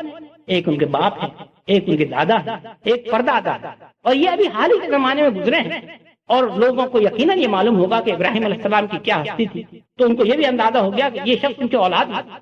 تو فرمانے واتبعت آبائی ابراہیم و اسحاق و یعقوب ما کان لنا نشرک باللہ من شیء، یہ لوگوں ہمیں یہ بات زیب نہیں دیتی کہ ہم اللہ کے ساتھ کسی کو شریک کریں۔ ذالک من فضل اللہ علینا وعلی الناس ولکن اکثر الناس لا یعلمون ولکن اکثر الناس لا یشکرون، یہ اللہ کا بڑا احسان ہے ہمارے اوپر اور لوگوں کے اوپر، مگر اکثر لوگ جو ہے وہ اللہ کا شکر ادا نہیں کرتے۔ اب غور کیجیے، انہوں نے کہا کہ یہ لوگ، اب سوال الہ واحد خیر ام اللہ الواحد القہار، اے لوگوں نہیں سوال پوچھا الہ متفرقون خیر ام اللہ الواحد القہار، یہ جو تم نے مختلف معبودوں کی پوجا کرتے ہو متفرق، یہ اچھے ہیں ام اللہ الواحد القہار، کیا ایک اللہ اچھا ہے؟ اور پھر کہتے ہیں ما تعبدون من دونہ الا اسماء سميتموها انتم وآباؤكم ما انزل اللہ بها من سلطان۔ انہوں نے کہا کہ لوگوں تم ایک اللہ واحد کو چھوڑ کر جن کی بندگی کرتے ہو وہ تو صرف چند نام ہیں جو تم نے گھڑ لیے ہیں، اللہ نے ان کے لیے کوئی سند نازل کی؟ حقیقت تو یہ ہے ان الحکم الا للہ، سارے کا سارا حکم اور اقتدار جو ہے وہ صرف اللہ کے لیے ہے۔ ہمارا اللہ تعبد الا اياه، اس اللہ نے یہ حکم دیا ہے کہ اس کے علاوہ کسی اور کی عبادت نہیں کی جائے۔ ذالک الدین القیم، اور اے لوگوں زندگی بسر کرنے کا طریقہ ذرا غور کیجیے گا، دین نظام زندگی، ذالک الدین القیم ولکن اکثر الناس لا یعلمون، زندگی بسر کرنے کا طریقہ یہی ہے کہ ہم اللہ واحد کی بندگی کریں، صرف اس کو معبود مانیں اور صرف اس کو احکامات کا منبع مانیں، چشمہ مانیں، سورس مانیں، اس کے علاوہ کسی اور کے حکم پر نہ چلیں۔ یہ ہے زندگی بسر کرنے کا طریقہ۔ اگر ہم یہ کہتے ہیں کہ ربنا اللہ، اللہ ہمارا اللہ ہے، تو اس کے ساتھ ساتھ ہمیں لازماً یہ بات کہنا پڑے گی کہ اس اللہ کے علاوہ اور کوئی معبود نہیں ہے، لا الہ الا اللہ، اور ہمیں اس میں بات خود بخود شامل ہو جاتی ہے کہ ہم اس بات سے اقرار کریں کہ ہماری پوری کی پوری زندگی اللہ کے احکامات کے تحت ہے۔ حضرات ربنا اللہ کہنے میں پتہ ہی چلا ان واقعات کہ دراصل یہ چیزیں ہیں جو ہمارے سامنے آتی ہیں۔ نمبر ایک، اللہ ہمارا پالنے والا، ہماری نگہداشت کرنے والا، ہماری ضروریات کو مہیا کرنے والا، اور وہی ہم کو ہدایت بھی دینے والا، اور وہی ہمارے لیے زندگی کے احکامات بنانے والا۔ اور نمبر دو کہ اس اللہ کے علاوہ ہم کسی اور کو معبود نہیں بنانا، ہم حکم لیں گے تو صرف اللہ سے لیں گے، ان الحکم الا للہ، ہمارا اللہ تعبد الا اياه، اسی نے یہ حکم دیا ہے کہ میرے علاوہ اور کسی کی بندگی نہ کرو، اور ہم اپنی پوری زندگی میں اس اللہ کی بندگی کریں گے، ہاں کوئی تفریق نہیں کریں گے۔ ہم ایسا نہیں کریں گے کہ ہم زندگی کو گوشوں میں بانٹ لیں اور یہ کہیں کہ یہ گوشہ تو اللہ کا ہے اور یہ گوشہ اللہ کی بندگی سے باہر کا ہوگا، بلکہ ہمیں اپنے پورے 24 گھنٹے کی زندگی میں اللہ کی بندگی کا قلادہ جو ہے اس کو اپنی گردنوں کے اندر ڈالنا ہوگا۔ اگر ہم یہ انداز اختیار کرتے ہیں تو پھر ہم زبان سے جو ربنا اللہ کہہ رہے ہیں در حقیقت وہ چیز ہمارے دل کے اندر راسخ ہے، اور اگر ہم یہ انداز اختیار نہیں کرتے تو ہم ہزار زبان سے ربنا اللہ بھی کہتے رہے اور یہ بھی کہتے رہے کہ لا الہ الا اللہ، حضرات اس کی کوئی تاثیر نہیں۔ تو یہ ہے پہلی بات کہ وہ لوگ جو ربنا اللہ اس انداز میں کہتے ہیں، اور دوسری بات کیا فرمائی، ثم استقاموا، اس پر وہ ڈٹ جاتے ہیں، جم جاتے ہیں۔ ابھی استقامت اتنی بڑی چیز ہے حضرات، اگر آپ اندازہ کیجئے، نبی کریم صلی اللہ علیہ وسلم کی ایک حدیث آئی ہے، آپ سے ایک صحابی ہیں سفیان بن عبداللہ ثقفی رضی اللہ تعالیٰ عنہ، انہوں نے ایک دفعہ سوال کیا کہ اللہ کے رسول صلی اللہ علیہ وسلم مجھے کوئی ایسی جامع بات بتا دیجئے کہ میں اس پر عمل کروں، مختصر ہو مگر جامع ہو۔ تو آپ نے فرمایا قل آمنت باللہ ثم استقم، کہو کہ میں اللہ پر ایمان لایا اور ثم استقم، پھر اس پر ڈٹ۔ وہی بات ربنا اللہ ثم استقام۔ تو یہ ثم استقم کیا ہے اس کا آپ اندازہ کیجئے نبی کریم صلی اللہ علیہ وسلم کی اپنی زبان سے۔ ایک دفعہ اللہ کے رسول صلی اللہ علیہ وسلم سے کسی نے کہا کہ اللہ کے رسول صلی اللہ علیہ وسلم آپ کے ہم چہرے پر بالوں میں خاص طور پہ بڑھاپے کے آثار وقت سے پہلے دیکھ رہے ہیں، کیا؟ آپ نے فرمایا کہ مجھے سورہ ہود نے بوڑھا کر دیا۔ لوگوں نے یہ سوچا کہ سورہ ہود اگر آپ نے مطالعہ کیا اس میں تواتر کے ساتھ ایک کے بعد دوسرا رکوع میں انبیاء اور رسول کا ذکر کیا ہے اللہ تعالیٰ نے کہ ہم نے ان کی طرف اپنے رسول بھیجے، قوم نے رسولوں کا انکار کیا اور اللہ نے اس قوم کے اوپر عذاب دیا، یہ تواتر سے ذکر۔ تو لوگوں نے یہ سوچا کہ شاید نبی کریم صلی اللہ علیہ وسلم سورہ ہود سے اس لیے بڈھے ہوئے کہ چونکہ قوموں پر عذاب کا ذکر ہے، اس لیے نبی کریم صلی اللہ علیہ وسلم یہ بات فرما رہے ہیں۔ تو کسی نے ہمت کر کے پوچھ لیا کہ کیا ان واقعات کی بنا پر آپ کے اوپر یہ اثر ہوا؟ آپ نے کہا نہیں۔ ایک آیت آپ نے کہا کہ سورہ ہود کی وہ آیت نہیں پڑھی، فاستقم کما امرت ومن تاب معك ولا تطغوا انه بما تعملون بصیر، جہاں سورہ ہود ختم ہو رہی ہے ہاں یہ آیت آئی ہے، اے اللہ کے رسول صلی اللہ علیہ وسلم فاستقم کما امرت، آپ کو جیسا حکم دیا گیا ہے ویسے آپ استقامت پکڑیے، ومن تاب معك، اور وہ لوگ جو آپ کے ساتھ جنہوں نے توبہ کی ہے، کون؟ ایمان لانے والے، ولا تطغوا، اور آپ ادھر ادھر نہ ہوئیے گا اس سیدھی راہ سے، انه بما تعملون بصیر، اللہ تعالیٰ دیکھ رہے۔ فرمایا جو مجھے استقامت کا حکم دیا گیا ہے اس کو سوچ سوچ کر میں بوڑھا ہوں، اور اللہ کے رسول صلی اللہ علیہ وسلم جن کے لیے میں نے 12 آپ سے کہا ہے کہ ان فتحنا لک فتحا مبینا لیغفر لک اللہ ما تقدم من ذنبک وتأخر، کہ اللہ تعالیٰ فرما رہے کہ تم سے اللہ کے رسول صلی اللہ علیہ وسلم اگلے پچھلے کوئی ذرا کوتاہیاں ہو بھی گئی ہوں ہم نے معاف کر دیا، تم بخشائے ہو۔ ان کا انداز یہ ہے کہ استقامت کے لیے سوچ سوچ کر ان کے اوپر بڑھاپا طاری ہو رہا ہے، تو استقامت کیا چیز ہے؟ ثم استقم والی بات۔ اب اس کے لیے ہم یہ دیکھتے ہیں کہ یہ اتنا اہم مضمون ہے، وقت میرا تقریباً ختم ہو رہا ہے مگر میں اس کا انشاءاللہ اگلے محفل میں آپ کے ساتھ طویل گفتگو کروں گا، صرف یہاں اشارہ کر رہا ہوں کہ یہ اتنا اہم مضمون ہے، اس کا جب ہم مطالعہ کرتے ہیں پہلے تو ہم یہ دیکھتے ہیں کہ نبی اکرم صلی اللہ علیہ وسلم کے صحابہ رضوان اللہ تعالی علیہ مجمعین تقریباً ہر شخص نے اس استقامت کی تعریف بیان کی، ابو بکر صدیق، عمر فاروق، عثمان غنی، علی رضی اللہ تعالیٰ عنہ، اور اس کے بعد عبداللہ ابن عباس، دیگر صحابہ۔ معنی یہ ہوئے کہ یہ کوئی اہم چیز ہے جس کی سارے صحابہ نے اپنی اپنی دانش کے مطابق تعریف بیان کی۔ اللہ کے رسول صلی اللہ علیہ وسلم کو جب اس بات کا حکم دیا گیا کہ فاستقم کما امرت ومن تاب معک، اے اللہ کے رسول صلی اللہ علیہ وسلم آپ کو جیسا حکم دیا جا رہا ہے ویسے آپ ڈٹ جائیے، استقامت اختیار کیجیے۔ اتنا اس کی ذمہ داری کا احساس تھا کہ آپ نے فرمایا کہ میں بڈھا ہو گیا ہوں، اس ذمہ داری کے احساس۔ استقامت کے سلسلے میں ہم یہ دیکھتے ہیں، جیسے میں نے آپ سے پچھلے دفعہ عرض بھی کیا تھا کہ یہ اتنا اہم مضمون ہے کہ کثیر تعداد ہے صحابہ کی رضوان اللہ تعالی علیہ مجمعین جنہوں نے استقامت کے معنی بیان کی، جس سے اندازہ ہوتا ہے کہ اس لفظ کی اہمیت کیا ہے۔ ابو بکر صدیق رضی اللہ تعالیٰ عنہ سے یہ روایت میں آتا ہے کہ انہوں نے کہا کہ استقامت کے معنی یہ ہیں کہ ایمان اور توحید پر آخر دم تک قائم رہو۔ حضرت عثمان غنی رضی اللہ تعالیٰ عنہ سے اس کے معنی یہ بیان کیے گئے کہ استقامت کے معنی یہ ہیں کہ اپنے عمل کو اللہ کے لیے خالص کر لو۔ حضرت علی رضی اللہ تعالیٰ عنہ سے اس کے معنی بیان کیے گئے کہ اپنے فرض کو فرما برداری کے ساتھ ادا کرو۔ اور عمر فاروق رضی اللہ تعالیٰ عنہ، ان کے مزاج کا جو انداز تھا وہ آپ کو علم ہے، وہ کوئی لگی لپٹی بالکل نہیں رکھتے تھے۔ ان سے استقامت کے معنی بیان کیے گئے کہ جب تم کسی بات کا عہد کرو تو اس پر ڈٹ جاؤ اور جم جاؤ، اور لومڑیوں کی طرح ادھر ادھر فرار کی راہیں تلاش نہ کرو، یہ وہ فرماتے تھے کہ استقامت۔ اور اسی طریقے سے ہم اور دیکھتے ہیں اور بھی صحابہ ہیں جنہوں نے استقامت کے معنی بیان کیے ہیں، تو پتہ یہ چلا کہ استقامت کوئی عظیم مضمون ہے۔ اور اگر ہم پھر اس پہلو سے کہ اس استقامت کا کیا مظاہرہ تھا جو کیا گیا، اگر ہم اس سوال کو لے کر ابتدا کریں نبی کریم صلی اللہ علیہ وسلم کی سیرت سے، اور اس کے بعد صحابہ رضوان اللہ تعالی علیہ مجمعین کی سیرت سے، اور اس کے بعد پوری اسلامی تاریخ میں چلتے چلے آئے، تو اندازہ یہ ہوتا ہے کہ پوری کی پوری اسلامی تاریخ جو ہے وہ استقامت کے واقعات سے بھری ہوئی، اور اتنا طویل مضمون ہو جائے گا کہ اس پہ کئی گھنٹے آپ کے سامنے گفتگو کی جا سکتی ہے۔ اب میں نے سوچا کہ آپ کے سامنے چند واقعات رکھوں وقت کی مناسبت سے، اور پہلے میں نے سوچا کہ آپ کے سامنے سیرت سے اور صحابہ رضوان اللہ تعالی علیہ مجمعین کے آثار سے رکھوں بات۔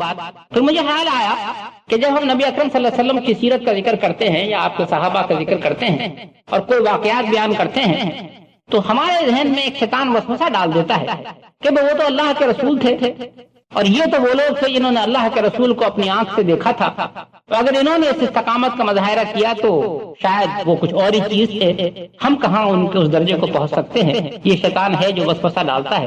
چنانچہ میں آپ کے سامنے جو واقعات بیان کر رہا ہوں وہ نہ نبی اکرم صلی اللہ علیہ وسلم کی سیرت سے ہیں اور نہ آپ کے صحابہ رضوان اللہ تعالی علیہ مجمعین کی سیرت سے ہیں، بلکہ دو واقعات تو میں آپ کے سامنے بیان کر رہا ہوں ائمہ کی سیرت سے۔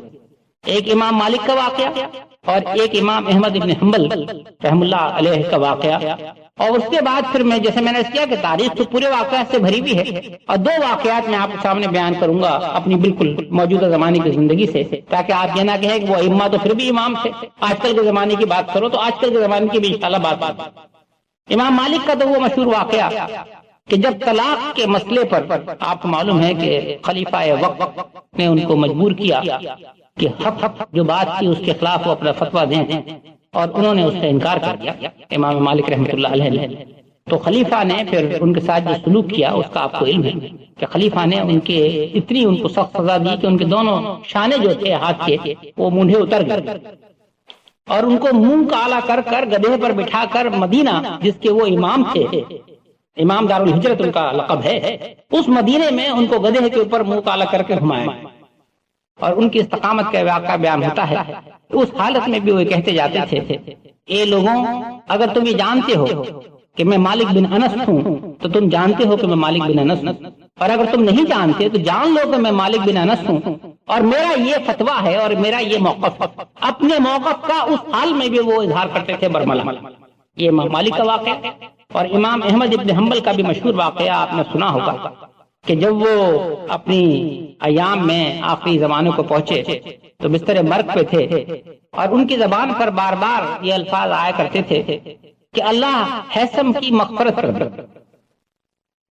ان کے بیٹے فرماتے ہیں کہ میں نے جب ابا جان کی زبان سے الفاظ سنے تو میں نے سوچا یہ حیثم کون ہے، کیونکہ ابا جان کوئی ایسا شخص نہیں تھا حیثم نام کا جس کو جانتے ہوں۔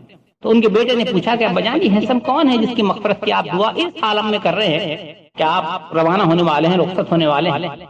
امام احمد ابن حنبل رحمۃ اللہ علیہ نے کہا کہ بیٹے حیثم کا واقعہ یہ ہے کہ جس زمانے میں خلیفہ نے مجھ پر سخت ظلم کیا، آپ معلوم ہے یہ دوسرا ضمنی مضمون ہے کہ خلق قرآن کے مسئلے میں خلیفہ وقت نے امام احمد ابن حنبل کو یہ کہا کہ تم یہ کہو کہ قرآن جو ہے مخلوق ہے، آپ نے انکار کیا اور اس انکار کی بنا پر آپ کو نہ صرف یہ کہ قید کیا گیا بلکہ آپ کے کوڑے مارے گئے، اور روایت میں آتا ہے کہ 40 کوڑے مارے گئے، اور ایک کوڑا ایسا تھا کہتے ہیں کہ اگر ہاتھی کو پڑ جائے تو وہ چیخا۔ ایسے 40 کوڑے امام احمد ابن حنبل کو مارے گئے، مگر وہ اپنے موقف پر ڈٹے ہوئے تھے اور قائم تھے۔ ظاہر انسان تھے، وہ کوڑے کھا کے تکلیف ان کو ہوتی تھی، تو فرماتے ہیں کہ ایک دن رات کو جیل خانے میں کوڑے کھا کر اور تکلیف کے مارے کرا رہا تھا۔ ان کے ساتھ ایک بہت کوئی بدماش بہت زبردست ڈاکو بھی قید ہے، اس کا نام حیثم۔ کہنے لگا جب میں بہت کراہا تو اس حیثم ڈاکو نے کہا کہ احمد تمہیں تکلیف ہو رہی ہے؟ انہوں نے کہا بہت تکلیف ہو رہی۔ اس نے کہا کہ احمد کیا تمہیں اس بات کا یقین ہے کہ جو تمہارا موقف ہے وہ صحیح ہے، تم حق پر ہو؟ انہوں نے کہا کہ اگر میں حق پہ نہ ہوتا تو اتنی تکلیف اٹھاتا پھر؟ تو کہنے لگا احمد اگر تم حق پر ہو تو پھر اس میں کرانے کی کیا بات؟ اور یہ کہہ کے اس نے اپنا کرتا اٹھایا اور اپنی پیٹھ دکھائی اور کہا کہ میری پیٹھ دیکھو۔ اس کی پیٹھ دیکھی تو پتا چلا کہ اس کی پیٹھ تو ساری ادھری ہوئی تھی کوڑوں، اور اس نے کہا کہ احمد یہ کوڑے مجھے اس لیے پڑتے ہیں کہ میں ڈکیتیاں کرتا ہوں، اگر میں ڈکیتی اور چوری کی خاطر کوڑے کھا لیتا ہوں تو کیا تم حق کی خاطر کوڑے نہیں کھا سکتے؟ کہتے ہیں امام احمد اس حیثم نے مجھے استقامت کا وہ سبق دیا کہ اس کے بعد سے میرے پاس اس کے لیے صرف دعا ہی رہ گئی۔ تو آپ حیثم کو دعا دیا۔ یہ دو واقعات استقامت کے ائمہ کی زندگی سے، مگر جیسے میں نے آپ سے عرض کیا کہ یہ شیطان کا وسوسہ ہمارے سامنے آتا ہے کہ یہ تو تم نے ائمہ کی زندگی سے بیان کیے، وہ تو بہرحال امام تھے، کوئی تازہ زندگی کی بات کی جائے۔ ہمارے زمانے میں کسی نے استقامت کا مظاہرہ کیا ہے؟ تو ذرا دو واقعات میں آپ کو وہ بھی سناتا ہوں۔ ایک واقعہ میں آپ کو مولانا مودودی رحمۃ اللہ علیہ کا سناتا ہوں، وہ میری اور آپ کی یادداشت کا واقعہ ہے کہ سن 53 میں جب ان کو قادیانی تحریک کے سلسلے میں حکومت وقت نے سزائے موت دی، اور سزائے موت دی نہیں تھی بلکہ ان کو سزائے موت پہ عمل کرنے کا پکا ارادہ تھا، مولانا رحمۃ اللہ علیہ کو اس کال کوٹری میں جہاں سے موت کے لیے لے جائے جاتے ہیں لوگ، وہاں پہنچا دیا گیا تھا۔ آپ کو خصوصی کپڑے پہنا دیے گئے تھے، اس عالم تک پہنچ گئے تھے مولانا رحمۃ اللہ علیہ۔ تو جب شور مچا پھر ساری دنیا میں، تو جو حاکم وقت تھے انہوں نے کہا کہ ہم معاف کر دیں گے، شرط صرف یہ ہے کہ مولانا خود معافی مانگے، لکھ کے دے رہے کہ مجھے معاف کر دو تو ہم معاف۔ ان کے جو بیٹے تھے اس وقت انہوں نے سوچا کہ بہت آسان تھا، کوئی مسئلہ ہی، وہ یہ شرط لے کے اور مولانا رحمۃ اللہ علیہ کے پاس جیل خانے پہنچے اور کہا کہ بجان یہ شرط ہے، آپ معافی نامہ لکھ دیجیے، آپ کو معاف کر دیجیے۔ اب ان کا جواب سنیے، کہا کہ بیٹے یہ موت و زندگی کے فیصلے تو آسمان پہ ہوتے ہیں، اگر اللہ کو منظور نہیں ہے کہ میری موت اس وقت نہیں ہے، یہ لوگ الٹے لٹک جائیں گے تو مجھے پھانسی نہیں دے سکتے، اور اگر اللہ کو یہی منظور ہے کہ مجھے اسی طریقے سے موت آئے اور مجھے یہ شہادت نصیب ہو تو کوئی کتنی معافیاں مانگ لی جائیں تو یہ لوگ مجھے بچا جائیں۔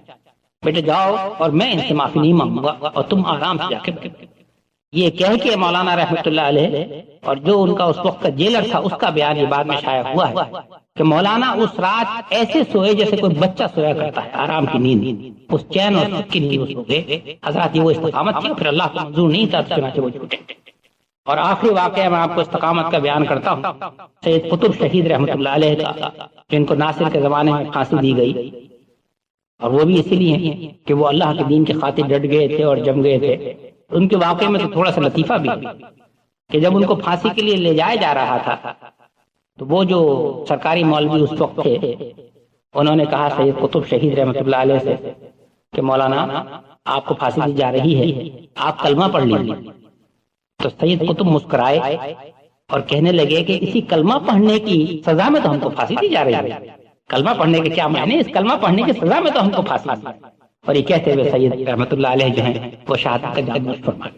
تو حضرات یہ استقامت کی مثال ہے. ایسا نہیں ہے کہ تاریخ میں کوئی وقت ان سے خالی رہا ہو. آج بھی ایسے لوگ نہ جانے کتنے گمنام لوگ جس کا مجھے اور آپ کو جن کا پتہ نہیں چلتا ایسے موجود ہیں جو ایسی استقامت کی مثالیں صبح اور شام پیش کر رہے ہیں.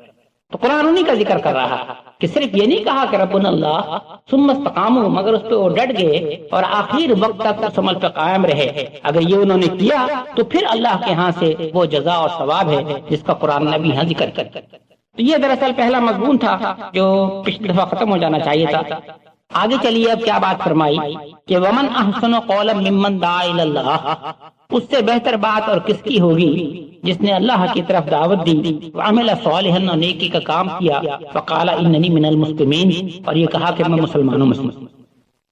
حضرات یہ بات آپ کو شاید علم میں ہے، قرآن کا ایک انداز یہ ہے کہ اکثر اوقات قرآن چوٹی کی باتیں کرتا ہے اور اس کے تلے جتنے اور موضوعات آ سکتے ہیں وہ خود بخود اس کے معنی یہ کہ اس میں شامل ہو جائے.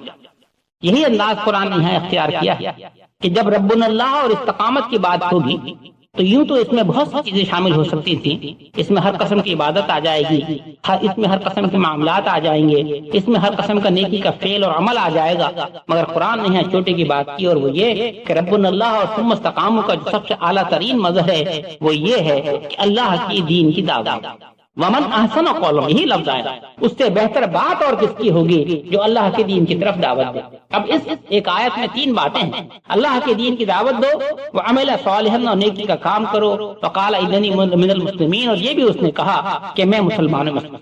حضرات یہ دیکھیے یہ دعوت اللہ کیوں چوٹی کا فعل ہے جو قرآن نے جس کو طرف یہاں اشارہ کیا ہے ربنا اللہ اور ثم استقاموا کے ضمن میں. اس کو دیکھنے کے لیے کہ اللہ کے دین کی دعوت کیوں دی جائے، یوں تو مضمون یہ بھی بہت وسیع ہے مگر میں آپ کے سامنے بہت مختصراً اس کے لیے تین دلیل پیش کر رہا ہوں قرآن.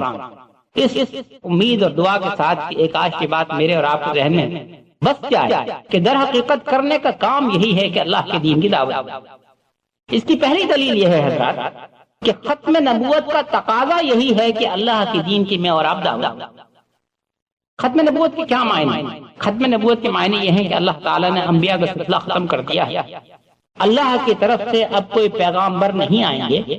اللہ تعالیٰ نے جو اپنا پیغام آخری نبی صلی اللہ علیہ وسلم کو دیا ہے وہ مکمل پیغام ہے، الیوم اکملت لکم دینکم، اور اس پیغام کو اللہ نے محفوظ بھی اب کر لیا ہے. وہ پیغام کبھی اب ضائع نہیں ہوگا، تا قیامت میں موجود رہے گا. انا نحن نزلنا الذکر وانا لہ لحافظون. یہ ختم نبوت کا ایک صریح نتیجہ ہے جو ہمیں قرآن سے معلوم ہوتا ہے. اور قرآن سے ہی پھر ہمیں یہ پتہ چلتا ہے کہ چونکہ انبیاء کے دو ہمیشہ کردار رہے، ایک اللہ کی طرف سے پیغام کو وصول کرنا اور دوسرے اس پیغام کو اللہ کے بندوں کو پہنچا دینا. اور اس ختم نبوت سے پہلا حصہ ختم ہوا مگر دوسرا حصہ ختم نہیں ہوا. یہ ذمہ داری کے پیغام اللہ کا اللہ کے بندوں کو پہنچاؤ، یہ ذمہ داری اللہ تعالیٰ نے اس امت کے کاندھوں پہ ڈال دی اور فرما دیا کہ وَكَذَلِكَ جَعَلْنَاكُمْ أُمَّةً وَسَطًا لِتَكُونُوا شُهَدَاءَ عَلَى النَّاسِ. یہ ہم نے تم کو امت وسط بنایا ہی اس لیے ہے کہ تم اللہ کے بندوں پر گواہی کا حق عطا کرو. ایک جگہ فرمایا كُنتُمْ خَيْرَ أُمَّةٍ أُخْرِجَتْ لِلنَّاسِ تَأْمُرُونَ بِالْمَعْرُوفِ وَتَنْهَوْنَ عَنِ الْمُنكَرِ. اے لوگوں ہم نے تو تم کو خیر امت پیدا اسی لیے کیا کہ تم لوگوں کے لیے پیدا کیے ہوئے. الناس، تمہیں اٹھایا ہے اللہ تعالیٰ نے لوگوں کے لیے اور اس لیے کہ تم نیکی کا حکم کرو اور برائی سے روکو. تو قرآن جگہ جگہ اس بات کی وضاحت کر رہا ہے کہ یہ جو انبیاء کا دوسرا حصہ تھا کام کرنے کا، اللہ کے دین کے پیغام کی اشاعت، یہ اب ذمہ داری بن گئی ہے امت محمدیہ علی صاحبہا صلاۃ و سلام کے جو افراد ہیں ان کے کاندھوں کے اوپر یہ ذمہ داری آ گئی. تو دعوت الی اللہ کی پہلی دلیل یہی ہے قرآن سے اور حدیث سے جو ہمارے سامنے آتی ہے. دوسری دلیل حضرات اس کی یہ ہے کہ اگر ہم اپنے آپ کو اللہ کی بندگی میں دینا چاہیں جو کہ ہمارا فریضہ عین ہے، کیونکہ اللہ تعالیٰ نے ہمارے مقصد حیات سے یہی بیان فرمایا ہے کہ وما خلقت الجن والانس الا لیعبدون، میں نے تو جن اور انس کو پیدا ہی اسی لیے کیا ہے کہ وہ میری عبادت کرے.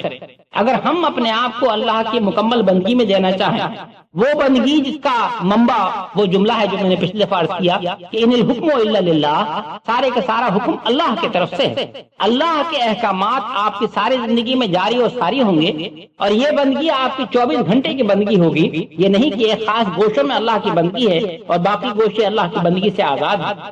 اگر ہم اس انداز میں اپنے آپ کو اللہ کی بندگی میں دینا چاہیں حضرات، تو اس کا لامحالہ تقاضا یہ ہے کہ ہم کو دعوت دین دینا ہوگی۔ کیوں؟ آپ سوچیں اس میں کیا ہے، اس میں آپ میں رب اس کا رب یہ ہے کہ آپ اللہ کی بندگی میں اپنے آپ کو نہیں دے سکتے جب تک وہ پورا معاشرہ اور نظام جس میں آپ زندگی بسر کر رہے ہیں وہ اللہ کی بندگی میں نہ ہو۔ اور آج میں سمجھتا ہوں یہ بات ہمارے لیے سمجھنا بہت آسان ہے، کیونکہ ہم یہ دیکھتے ہیں آج بدقسمتی سے ہمیں اس خطۂ سرزمین پر ایک جگہ بھی ایسی میسر نہیں ہے جہاں ہم یہ کہہ سکیں کہ معاشرہ اور نظام پورے کا پورا اللہ کی بندگی میں ہے۔ کہیں ہمیں سود کا مسئلہ نظر آتا ہے، تو کہیں ہمیں تعلیم کا مسئلہ نظر آتا ہے، تو کہیں ہمیں پردے کا مسئلہ نظر آتا ہے، تو کہیں اور مسائل نظر آتے ہیں، تو ہم یہ دیکھتے ہیں کہ اللہ کی بندگی میں ہم اپنے آپ کو نہیں دے سکتے۔ یہ سوال جو آپ کے ذہن میں بار بار آج اٹھتا ہے کہ میں کیا کروں، میں اپنے آپ کو سود سے کیسے بچاؤں؟ حقیقت یہ ہے حضرات کہ شاید وہ زمانہ آن لگا ہے جس کے لیے نبی اکرم صلی اللہ علیہ وسلم نے پیشن گوئی فرمائی تھی کہ ایک زمانہ ایسا آ جائے گا کہ اس دنیا میں کوئی شخص سود کے دھوئیں سے محفوظ نہیں رہ سکے، کتنا ہی وہ اپنے آپ کو پاک رکھنے کی کوشش کرے، وہ سود کا دھواں اس کی ناک میں یقیناً جائے۔ میں سمجھتا ہوں کہ وہ زمانہ شاید آج آ لگا ہے کہ ہم میں سے ہزار آپ کوشش کریں مگر اس لعنت سے بچنے کے لیے بعض اوقات بالکل ناممکن معاملات ہو جاتے ہیں۔ یہ کیوں ہے ایسا؟ یہ ایسا اس لیے ہے کہ اللہ کی بندگی کا نظام قائم نہیں ہے۔ تو پتہ یہ چلا کہ اگر کوئی انسان اپنے آپ کو مکمل طور پر اللہ کی بندگی میں دینا چاہے تو اس کے لیے اور کوئی چارہ نہیں اس کے علاوہ کہ اللہ کی بندگی کا نظام دین اسلام حقیقتاً اور فعلاً سرزمین پر قائم کیا جائے۔ اور یہ نظام حضرات قائم نہیں ہو سکتا جب تک اس کے لیے کثیر گروہ تیار نہ ہو جائے، وہ اس کو ذہناً قبول نہ، اس بات سے آمادہ نہ ہو کہ واقعتاً اللہ ہی کا دین نافذ ہونا چاہیے اور پھر اس کو وہ نافذ کرے۔ تو یہ کثیر گروہ جو تیار ہوگا یہ کیسے تیار ہوگا؟ کہ آپ ڈنڈے کے زور سے قائم نہیں کر سکتے، یہ آپ تلوار کے زور سے بھی قائم نہیں کر سکتے۔ ہمارا دین تلوار کے زور سے قائم نہیں ہوا۔ لا اکراہ فی الدین، دین میں کوئی زبردستی نہیں، اس کا صرف ایک طریقہ ہے کہ آپ کو اللہ کے بندوں کو اس دین کی دعوت دینا ہوگا، ان کے ذہنوں کو صاف کرنا ہوگا، ان کو آپ کو وہ لفظ جو انگریزی میں آتا ہے برین واش وہ کرنا ہوگا، اور جب وہ سمجھ جائیں گے اور اس بات پہ ڈٹ جائیں گے کہ ہاں کرنے کا یہی کام ہے اور ایک کثیر گروہ اس کام کے لیے تیار ہو جائے گا، تبھی اللہ کا دین نافذ ہو سکے گا فعلاً اور عملاً۔ تو وما خلقت الجن والانس الا لیعبدون، انسان کی جو پیدائش کا مقصد ہے کہ وہ اللہ کی بندگی کرے، یہ مقصد پورا نہیں ہو سکتا صحیح معنوں میں جب تک آپ اللہ کے دین کی دعوت نہ دیں۔ یہ دوسری دلیل ہے کہ اللہ کے دین کی کیوں دعوت دی جائے، اور اس کی تیسری دلیل حضرات یہ ہے کہ اگر ہم کو اس بات کا یقین ہے کہ نبی اکرم صلی اللہ علیہ وسلم کا فرمان برحق ہے، وہ فرمان جس میں آپ نے یہ فرمایا کہ لا یؤمن عبد، تم میں سے کوئی بندہ ایمان نہیں لا سکتا، اور کس سختی میں فرمایا؟ اس انداز میں فرمایا کہ والذی نفسی بیدہ، قسم ہے اس ہستی کی جس کے ہاتھ میں میری جان ہے، لا یؤمن عبد، کہ تم میں سے کسی کا ایمان معتبر نہیں، حتی یحب لاخیہ ما یحب لنفسہ، جب تک وہ اپنے بھائی کے لیے وہی چیز نہ چاہے جو کہ اپنے لیے چاہتا۔ اگر آپ کو اس حدیث میں ایمان ہے اور آپ یہ جانتے ہیں کہ ہمارا ایمان مکمل نہیں ہوگا جب تک ہم اپنے بھائی کے لیے وہی نہ چاہیں جو اپنے لیے چاہتے ہیں، تو حضرات پھر کیسے ممکن ہے کہ میری تو آنکھ کھل گئی ہو، مجھے تو صراط مستقیم نظر آ رہی ہو، میں تو اس صراط مستقیم پر عمل کرنے کی کوشش کر رہا ہوں، اور میرے ناتائن لاتعداد بھائی اس صراط مستقیم سے گمراہ ہوں، وہ اس کا علم نہ رکھتے ہوں اور وہ پگڈنڈیوں پر چلے جا رہے ہوں اور بھٹک رہے ہوں، اور میں ان کو اللہ کے دین کی دعوت نہ دے رہا ہوں، اور میں ان کو نہ بتا رہا ہوں کہ بھائی یہ ہے سیدھا راستہ، اگر نجات چاہتے ہو تو اس راستے پر آؤ۔ اس کا مطلب یہ کہ اگر ہم اپنے بھائی کے لیے وہی چاہتے ہیں تو اس بات کا تقاضا یہ ہے کہ ہم اپنے بھائی کو اس سیدھے راستے کی طرف کھینچ کر لیں۔ تو یہ تین وہ دلیلیں ہیں ماں سے وہ اور دلائل کے جو ہمارے سامنے آتی ہیں کہ ہم کیوں اللہ کے دین کی دعوت دیں۔ ومن دعا الی اللہ ومن احسن قولا ممن دعا الی اللہ۔ حضرات اب اس میں بدقسمتی یہ ہے کہ اگر آپ کسی مفتی سے اس کا فتویٰ پوچھنے جائیں تو بعض اوقات آپ کو جواب بھی ملتا ہے کہ بھئی یہ فرض عین نہیں رہا دعوت دین، یہ تو فرض کفایہ ہے، اگر کچھ لوگ اس کام کو کر رہے ہیں تو اللہ خیر سمجھا، تم مزے کرو۔ حضرات یہ فرض کفایہ اس وقت تھا جب اس انداز میں اللہ کے دین کی دعوت دی جا رہی ہو کہ ہر شخص کو یہ پیغام پہنچ رہا۔ آج جب ہم یہ دیکھتے ہیں کہ دنیا کی ایک بڑی قلیل تعداد ہے جس کو اللہ کے دین کی دعوت پہنچ رہی ہے، اور کثیر تعداد جو ہے وہ اس روشنی سے محروم ہے. تو ایسی صورت میں یہ ہم میں سے ہر شخص کا فرض عین بن جاتا ہے کہ ہم اللہ کے دین کی دعوت دیں. اور وہی بات ہے جو قرآن نے یہاں کہی. اب یہ کہہ کر کہ بہترین عمل اللہ کے دین کی دعوت دینا ہے، قرآن اس کے ساتھ دو شرطیں بھی لگا رہا ہے. ایک شرط یہ ہے کہ وہ عملہ صالحا. اس کے کیا معنی ہوئے؟ اس کے معنی یہ ہوئے کہ یہ ممکن نہیں ہے کہ آپ دوسروں کو تو اللہ کے دین کی دعوت دیں اور اپنے آپ کو بھول جائیں. آپ جو چاہیں کرتے پھریں، جب تک آپ خطیب ہیں، جب تک آپ واعظ ہیں، جب تک آپ بہت عمدہ واعظ کہہ رہے ہیں اور دوسروں کو بتا رہے ہیں تو آپ گویا مبرہ ہیں. ایسا نہیں ہے. قرآن اس بات کی وضاحت کرتا ہے. احادیث سے یہ بات ہم کو بڑے واضح طور پر ملتی ہے کہ ایسا نہیں ہو سکتا. اتامرون الناس بالبر وتنسون انفسکم، کیا تم دوسروں کو نیکی کا حکم دیتے ہو اور اپنا آپ کو بھول جاتے ہو؟ ممکن. یا ایھا الذین آمنوا لما تقولون ما لا تفعلون. ایک جگہ فرمایا کہ لوگوں جو ایمان لائے ہو ایسی بات کیوں کہتے ہو جو کرتے نہیں. حضرت شعیب علیہ السلام کا قول نقل ہوا سورہ ہود میں، وما اريد ان اخالفکم الی ما انہاکم عنہ.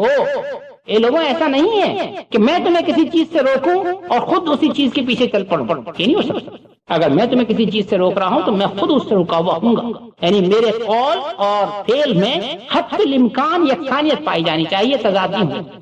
اگر یہ تضاد ہے تو پھر اس کا تو وہ وعید آئی ہے جو آپ کو شاید حدیث آپ نے سنی ہو کہ معراج کے موقع پہ جب نبی اکرم صلی اللہ علیہ وسلم تشریف لے گئے آپ نے فرمایا کہ ایک جگہ میں یہ دیکھا ایک شخص ہے، اس کا پیٹ پھٹا ہوا ہے، اتڑیاں باہر نکلی ہوئی اور اپنی اتڑیوں کو اس نے اپنے ہاتھوں سے اٹھایا ہوا ہے اور تکلیف کی حالت میں وہ گردش کر رہا ہے. کچھ لوگوں نے اس سے کہا کہ اے شخص تجھ کو کیا ہوا؟ تو دنیا میں بڑا واعظ تھا، ہم کو نصیحتیں کیا کرتا تھا، ہم کو نیکی کی طرف بلاتا تھا، کہ تیرا اپنا حشر کیا ہے؟ اس نے کہا کہ ہاں تم کو تو میں بلاتا تھا نیکی کی طرف مگر خود اس پہ میں عمل نہیں کرتا. ایک اور جگہ آپ نے یہ دیکھا کہ ایسے واعظ اور خطیب جو دوسروں کو نیکی کی طرف بلاتے ہیں اور خود اس پہ عمل نہیں کرتے، ان کی زبانیں آگ کی کینچی سے کاٹی جاتی ہیں. وہ سخت وعیدیں آئی ہیں ان لوگوں کے لیے. یہ حضرات دیکھیے اس میں ذرا سا فرق کرتا چلو. یہ نہیں کہا جا رہا کہ جو اللہ کے دین کی دعوت دے گا وہ خود فرشتہ ہوگا. نہیں، یہ بھی ایک غلط فہمی ہے. اگر آپ کسی سے کہیں گے اللہ کے دین کی دعوت کے لیے نکلو، صاحب میں کیا نکلوں، میرے اندر تو بڑی خرابیاں ہیں، میں تو بڑا گناہگار انسان، یہ کمزوری فلاں کمزوری، میں کیسے اللہ کے دین کی دعوت دوں؟ یہ بھی شیطان کا وسوسہ. جو کہا جا رہا ہے وہ کہا جا رہا ہے کہ جس چیز کی آپ دعوت دے رہے ہو اس پر عمل کرنے کی آپ بھی کوشش کر رہے ہوں. یہ آپ کو متوقع نہیں ہے کہ آپ ہمیشہ نیکی کا ہی کام کریں گے، آپ سے کبھی غلطی سرزدی نہیں ہوگی. آپ بشر ہیں، آپ کو غلطی کیوں نہیں سرزد؟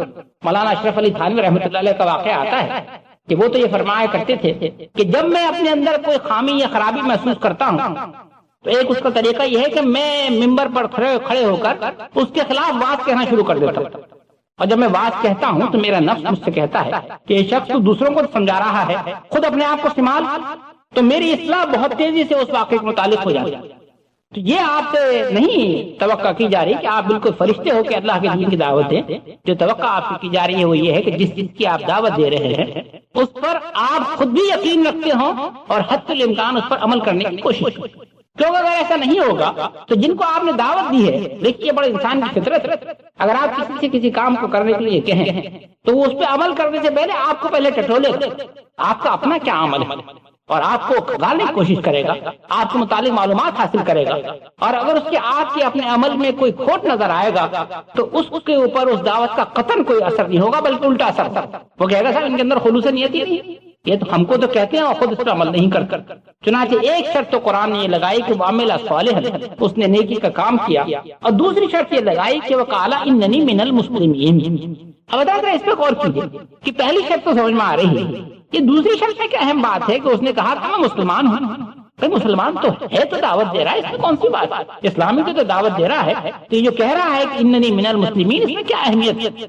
اس کی اہمیت کا آپ اندازہ لگانا چاہیں تو یہ دیکھیے، پہلے قرآن کے مطالعے سے ایسا لگتا ہے کہ جتنے انبیاء اور رسول آئے وہ یہی کہتے ہوئے آئے کہ اننی من المسلمین.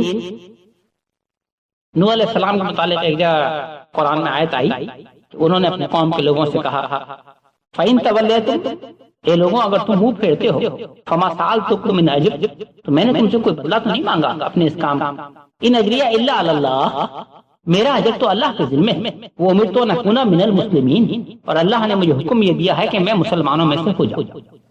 ابراہیم علیہ السلام ہاتھ اٹھا رہے ہیں تو کیا دعا مانگ رہے ہیں؟ ربنا وجعلنا مسلمین لک ومن ذریتنا امۃ مسلمۃ لک۔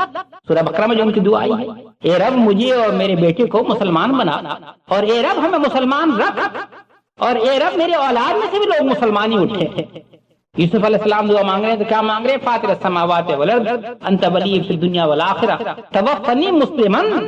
اے رب تو آخرت میں اور دنیا میں میرا ولی ہے، مجھے مار تو مسلمان مار، میری اگر جان نکلے تو اس عالم میں نکلے کہ میں اسلام کی حالت پہ کاربند ہوں۔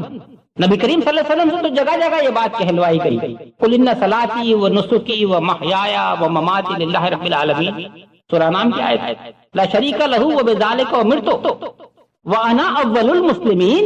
کہیے آپ میری نماز، میری زندگی، میرا مرنا اور میرا جینا سب اللہ کے لیے ہیں، وہ اللہ جس کے ساتھ کوئی شریک نہیں، اور مجھے اسی کا حکم دیا گیا، وانا اول المسلمین، اور سب سے پہلا اسلام میں آنے والا میں ہوں۔ اگر تم کو میں اسلام کی دعوت دے رہا ہوں تو ایسا نہیں ہے کہ میں نے قبول نہ کیا۔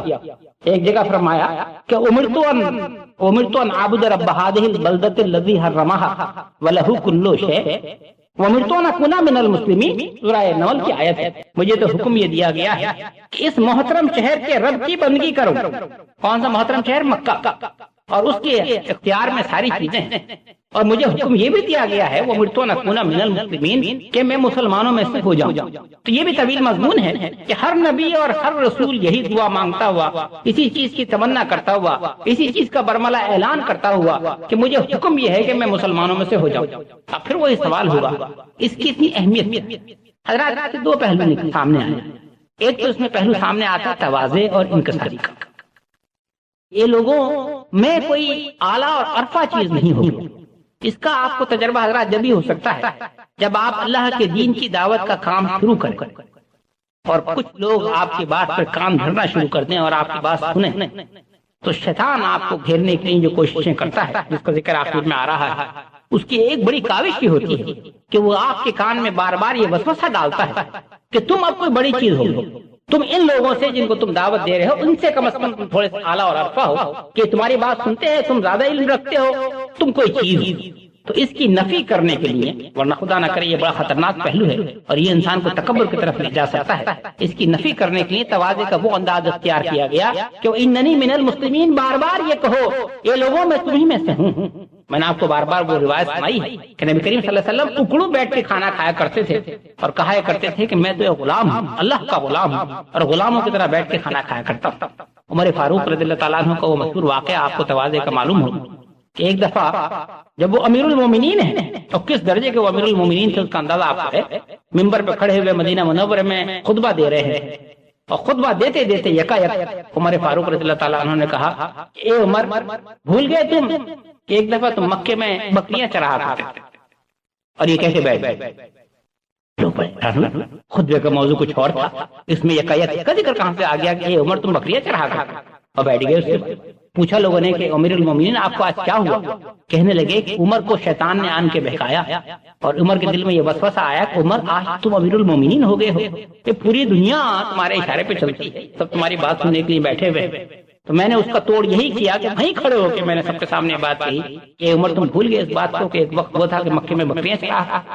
تو یہ انداز تواضع کا آپ چنانچہ دیکھیں گے کہ وہ لوگ جنہوں نے اپنی پوری زندگیاں بسر کر دی ہیں اللہ کے دین کی دعوت دینے کے لیے، شیخ عبد القادر جیلانی رحمۃ اللہ علیہ، اور اس طریقے سے آپ دیکھیے کثیر تعداد ان کے، آپ کبھی سوانے کا مطالعہ کیجیے، اس میں آپ کو جو سب سے نمایاں ترین پہلو نظر آتا ہے وہ حضرت تواضع اور انکساری کا پہلو، بالکل ایسا کہ بچھے چلے جا رہے ہیں، جتنا اللہ تعالیٰ ان کو انعامات اور اکرامات سے نواز رہا ہے، ان کی عزت بڑھ رہی ہے، اسی انداز میں وہ جھکے چلے جا رہے ہیں۔ بالکل وہ بات ہے جیسے جیسے پھل پکتا چلا جاتا ہے ایسے ویسے وہ شاخ جھکتی چلی جاتی ہے، حقیقت میں یہی نقشہ ان کی زندگی میں نظر آتا ہے۔ تو اننی من المسلمین کا ایک پہلو تو یہ ہے کہ انسان کے اندر یہ کام کرتے وقت تواضع اور انکساری پیدا ہو، اور دوسرا پہلو اس کا یہ ہے کہ یہ کام حضرات تنہا نہیں ہو سکتا، یہ کام ایک مسلمین کا گروہ ہی کر سکتا ہے۔ یہ اس کی طرف اشارہ قرآن کر رہا ہے۔ یہ موضوع بڑا طویل ہے، اگر آپ چاہیں گے تو کبھی اس موضوع پہ آپ سامنے گفتگو ہو سکتی ہے کہ ہمارے دین میں جماعت کی کیا اہمیت ہے، اور اتنی اہمیت ہے کہ دین کا کام بغیر جماعت کے اور بغیر نظم کے نہیں ہو سکتا، اس کی طرف یہاں اشارہ کیا جا رہا ہے۔ یہ وہ بات ہے جو عمر فاروق رضی اللہ تعالیٰ عنہ نے کہی کہ لا اسلام الا بالجماعہ، اسلام بغیر جماعت کے اسلام کا تصور ہے ہی نہیں۔ جب تک آپ منظم ہو کر وہ لوگ جو اللہ کے دین کی دعوت کا کام کرنا چاہتے ہیں ایک گروہ نہ بنا لے، تب تک یہ کام نہیں ہو سکتا۔ اس کی طرف یہ اشارہ ہے کہ کہو کہ اننی من المسلمین، میں تو مسلمانوں میں سے ہوں، یعنی میں نے اس گروہ کے اندر شمولیت اختیار کر لی ہے جو اللہ کے دین کی دعوت دے رہا ہے۔ اب فرمایا وَلَا تَسْتَوِي الْحَسَنَةُ وَلَا السَّيِّئَةُ، یہ لوگوں یہ جو نیکی اور بدی کی بات ہو رہی ہے، تو ظاہر ہے جب آپ اللہ کے دین کی دعوت دیں گے تو نیکی اور بدی کی بات ہوگی۔ ایک وہ گروہ ہوگا جو نیکی پر کاربند ہوگا، ایک وہ گروہ ہوگا جو یہ کام نہیں کر رہا ہوگا۔ تو فرمایا کہ یہ دونوں یکساں نہیں ہو سکتے۔ ادفع باللتی ہی احسن، ادفع باللتی ہی احسن، جو اس میں حذف ہے، اس کے معنی یہ ہے دراصل کہ یہ جو برائی ہے اس کو تم دفع کرو بھلائی سے، برائی کا جواب بھلائی سے دو، اور ایسا کرو گے تو فَإِذَا الَّذِي بَيْنَكَ وَبَيْنَهُ عَدَاوَةٌ كَأَنَّهُ وَلِيٌّ حَمِيمٌ، تو وہ شخص جس سے تمہاری دشمنی بھی ہے وہ بھی تمہارا جدی دوست بن جائے گا۔ اصل میں حضرات اس آیت میں اور اگلی دو اور آیتوں میں اب قرآن نے دعوت دین کے چند حکمتوں اور نکات کی طرف اشارہ کیا کہ دعوت دین کا جو موضوع ہے اصل میں یہ بڑا طویل موضوع ہے، اور اس پہ میں سمجھتا ہوں انشاءاللہ آپ کے سامنے کسی وقت موقع نکال کے ذرا تفصیلی گفتگو بھی ہونی چاہیے، کیونکہ اس میں حکمت کے زبردست پہلو آتے ہیں۔ اور حقیقت یہ ہے کہ دعوت دین کا وہ عمل ہے کہ جب تک آپ اس پر عمل نہ کریں، اس میں آپ چھلانگ نہ لگا دیں اور خود اس پہ کام کرنا نہ شروع کریں، آپ کو اس کا تجربہ نہیں ہوگا۔ ایک بات۔ دوسری بات یہ کتنے ہی آپ کو بات سنا دی جائے، کتنی آپ سامنے تقریریں کر دی جائیں، کتنے آپ سامنے ماڈل پیش کیے کر دی جائیں، حقیقت اس کا تجربہ ہو سکتا ہے جب آپ اللہ کے دین کی دعوت کا کام دے کے اٹھ کھڑے۔ ایک دوسری بات یہ ہے کہ اسلام کی صحیح روح کو سمجھنے کے لیے، قرآن کے معنوں کو سمجھنے کے لیے، نبی اکرم صلی اللہ علیہ وسلم کی سیرت کو سمجھنے کے لیے، صحابہ رضوان اللہ تعالی علیہم اجمعین کی زندگیوں کو سمجھنے کے لیے، اگر آپ سمجھنا چاہتے ہیں واقعتاً، اس کا ایک ہی ترکیب ہے کہ آپ اللہ کی دین کی دعوت۔ یہ وہ بات ہے جو مولانا مودودی رحمۃ اللہ علیہ نے تفہیم القرآن کے مقدمے میں فرمائی ہے۔ اگر آپ کو یاد ہو، ان کا مقدمہ بڑا طویل ہے جو انہوں نے لکھا ہے، اور اس بات کو انہوں نے ایک نام دیا ہے سلوک قرآنی۔ ان کا کہنا یہ ہے کہ قرآن کے معنی آپ کے پاس آشکارا جبھی ہوں گے جب آپ اللہ کے دین کی دعوت لے کر اٹھ کھڑے۔ جب آپ یہ کریں گے تو مکے کے بازار بھی آئیں گے، طائف کی گلیاں بھی آئیں گی، بدر و حنین بھی آئیں گے، احد الخندق بھی آئے گا، ابو جہل سے بھی آپ کا واسطہ پڑے گا، عبداللہ ابن ابی بھی آپ کو ملیں گے، ابو بکر اور عمر فاروق رضی اللہ تعالیٰ عنہما وہ بھی ملیں گے آپ۔ یہ سارے لوگ آپ کو نظر آئیں گے، سب ملتے نظر آئیں گے، اور قرآن کے معنی آپ کے پر آشکارا ہوتے چلے جائیں گے۔ آپ کو پھر پتہ چلے گا کہ کیا چیز ہے جو ہمارے سامنے پیش کی جا رہی ہے، ہمارا دین حقیقتاً چاہتا کیا ہے۔ اور جب آپ کو اندازہ ہوگا کہ ہمارا دین کتابی دین نہیں ہے، یہ تو حقیقتاً عملی زندگی کے لیے دین آیا۔ تو دعوت دین ایک بڑا طویل موضوع، اور دعوت دین وہ کام جو کہ کرنے کا کام ہے۔ اب قرآن نے اس کی طرف جگہ جگہ اشارے کیے ہیں کہ اس کام کو کیسے کیا جائے۔ سورہ نحل میں وہ آیت آپ کو یاد ہوگی، ادعو الی سبیل ربک بالحکمت والموعظۃ الحسنۃ وجادلھم باللتی ہی احسن۔ اے لوگوں، اگر تم اللہ کے دین کی طرف دعوت دے رہے ہو تو حکمت کے ساتھ، اگر کسی سے بات کرو تو خوبصورت بات کرو، اور اگر کبھی ان سے جھگڑنے کی نوبت آ جائے تو احسن طریقے سے، یہ نہیں کہ لٹ مار دیا اسی کی طرف یہاں ایک اشارہ ہے۔ یہاں اس میں یہ بات کہی گئی کہ لوگوں، جب تم اللہ کے دین کی دعوت دینے کے لیے نکل کھڑے ہو تو پھر تمہارا انداز یہ ہونا چاہیے، تمہارے اندر اس درجے کا صبر ہونا چاہیے، تمہارے اندر اس درجے کا عزم ہونا چاہیے کہ اگر کوئی تم سے دشمنی بھی کرے، کوئی تمہارے خلاف چال بازیاں بھی کرے، کوئی تمہارے ساتھ زیادتی بھی کرے، کوئی تمہارے ساتھ برائی بھی کرے، تو تم اس کو جواب دلائی۔ اگر ایسا کرو گے تو تمہارے دشمن خود بخود زیر ہوتے چلے جائیں۔ حضرات، اب کہنے کو بڑی معمولی بات اور نظر بھی آتی ہے کہ سب ضرور کرنا چاہیے۔ حقیقت یہ ہے کہ آپ کبھی عمل کر کے دیکھیے، چھوٹے سے کسی واقعے پہ عمل کر کے دیکھیے۔ ایک شخص تو آپ کے ساتھ برائی کر رہا ہو، کسی نے آپ کے ساتھ زیادتی کی ہو، اور پھر اللہ تعالیٰ آپ کو کبھی قدرت عطا فرما دے کہ آپ اس سے بدلہ بھی لے سکتے ہو، اور اس بدلہ لینے کی قدرت رکھنے کے باوجود آپ نہ صرف یہ کہ اس سے بدلہ نہ لیں بلکہ اس کی برائی کے جواب میں آپ بھلائی کریں، اس کے لیے کتنا بڑا جگرا چاہیے، کبھی اس پہ عمل کر کے۔ قرآن وہ جگرا ہے جو داعی اللہ سے چاہتا ہے، اس کی طرف قرآن اشارہ کر رہا ہے۔ قرآن یہ کہہ رہا ہے کہ جب تمہیں اللہ کے دین کی دعوت دینا ہوگی تو تمہیں یہ عمل اختیار کرنا پڑے گا، اگر یہ کرو گے تو تمہارے دشمن بھی تمہارے دوست بنتے چلے جائیں۔ اور فرمایا وَمَا يُلَقَّاهَا إِلَّا الَّذِينَ صَبَرُوا وَمَا يُلَقَّاهَا إِلَّا ذُو حَظٍّ عَظِيمٍ۔ یہ تو حاصل ہوتی ہے، یہ خوبی، یہ صلاحیت، یہ استعداد حاصل ہوتی ہے صرف ان لوگوں کو جو صبر کر سکتے، اور یہ حاصل ہوتی ہے ان لوگوں کو جو بڑے نصیبے والے ہیں۔ اب جیسے میں آپ سے کیا کہ کرنے کا بڑا مشکل کام، میں آپ کو دو واقعات سناتا ہوں، بڑے پیارے واقعات ہیں۔ ایک امام ابو حنیفہ رحمۃ اللہ علیہ کا واقعہ آتا ہے کہ وہ کسی ایک اللہ کے بندوں کو اللہ کے دین کی طرف بلایا کرتے تھے، بڑا بدقماش بد کردار قسم کا کوئی انسان۔ ایک دفعہ جب اس نے دیکھا کہ تو مانتے ہی تھے، اس نے مارے غصے کے امام ابو حنیفہ رحمۃ اللہ علیہ کو نہ جانے اتنی موٹی موٹی گالی بے انتہا، اور امام اعظم رحمۃ اللہ علیہ سنتے تھے۔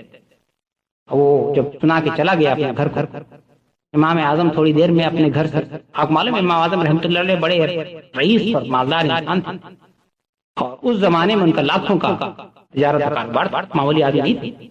امام اعظم رحمۃ اللہ علیہ اپنے گھر سے کچھ اشرفیاں ایک پلیٹ میں رکھ کے اس کے اوپر کپڑا ڈال کے اور اس شخص کے پاس اور کیجیے گا، اس کا دروازہ کھٹکھٹایا، اس نے دروازہ کھولا تو انہوں نے پیش کر، اس نے اب جو کپڑا اٹھایا تو ارے ابھی تو میں نے اس کو گالیاں دی تھی، ابھی شرف لیا ہے، پتہ نہیں کیا مذاق کر رہا ہے، کیا ہے کاکی نہیں تحفہ لایا میرے لیے تحفہ، میں نے تو ابھی تمہارے ساتھ سلوک کیا۔ کہنے لگے امام اعظم کہ ہاں میں تمہارا شکریہ ادا کرنے آیا ہوں، تم نے مجھے جو اتنی ساری گالیاں دی تو میری جتنی برائیاں تھیں وہ تو سب دھل گئی، اور اس کا گناہ تم نے اپنے کندھوں پہ لے لیا، اب میں تمہارا شکریہ ادا کر سکتا ہوں اور کیا کر سکتا ہوں اس کے جواب۔ کہتے ہیں وہ شخص اسی وقت رام، وہ اندر، اگر کوئی تمہارا دشمن ہے تو کأنک ولی حمیم، وہ تمہارا عزیز ترین جگری دوست بن جائے۔ حضرات جیسے میں نے آپ سے عرض کیا کہ شیطان جب بھی آپ کوئی نیکی کا کام کرتے ہیں وہ آپ کے پیچھے لگتا ہے، تو وہ اس نے اللہ سے اسی بات کا عہد کیا ہوا ہے۔ اس نے سورہ اعراف وہ جو آیت آپ میں نے کئی دفعہ سنائی ہے کہ اس نے اللہ کے سامنے یہ کہا ہے کہ ثم لآتینہم من بین ایدیہم ومن خلفہم وعن ایمانہم وعن شمائلہم، اے رب میں ان کے سامنے سے بھی آؤں گا، ان کے پیچھے سے بھی آؤں گا، ان کے دائیں سے بھی آؤں گا، ان کے بائیں سے بھی آؤں گا، ولا تجد اکثرہم شاکرین، اور اے رب تو ان میں سے اکثر کو شکر گزار بندہ نہیں پائے گا۔ یہ اس کا اللہ سے ایک عہد ہے۔ تو وہ بات ہے جس کی طرف قرآن یہاں اشارہ کر رہا ہے کہ شیطان کی اکساہٹ تم کو بار بار ہوگی، اور جب یہ اکساہٹ ہو تو اللہ کی پناہ میں آ جاؤ اور کیا کہو، وقل رب اعوذ بک من ہمزات الشیاطین، یہی یہ دعا ہے جو ترتیب کی گئی ہے، وقل رب اعوذ بک من ہمزات الشیاطین واعوذ بک رب ان یحضرون، اے اللہ میں تیری پناہ میں آنا چاہتا ہوں شیطان کی چالوں سے، اور اے اللہ میں تو اس بات سے بھی پناہ مانگتا ہوں کہ شیطان میرے پاس۔ تو اس کا علاج صرف یہی ہے کہ انسان اللہ کے آگے جھک جائے، اللہ کے آگے گر گڑائے اور کہے کہ اللہ میں اپنے آپ کو جانتا ہوں، تو مجھے شیطان کی اس وسوسے سے بچا لے، تو شاید اس کا عمل محفوظ رہے اور اللہ کے ہاں وہ کوئی قبولیت کا درجہ اختیار۔ چنانچہ اس خصوصی بات کی طرف میں اشارہ کیا گیا کہ جب ایسا ہو تو فاستعذ باللہ، اللہ سے تم پناہ مانگ لو، اور اللہ وہ ہستی ہے انہ هو السمیع العلیم کہ وہ تمہاری بات سن بھی رہا ہے اور جان بھی رہا ہے۔ وآخر دعوانا الحمد للہ رب العالمین۔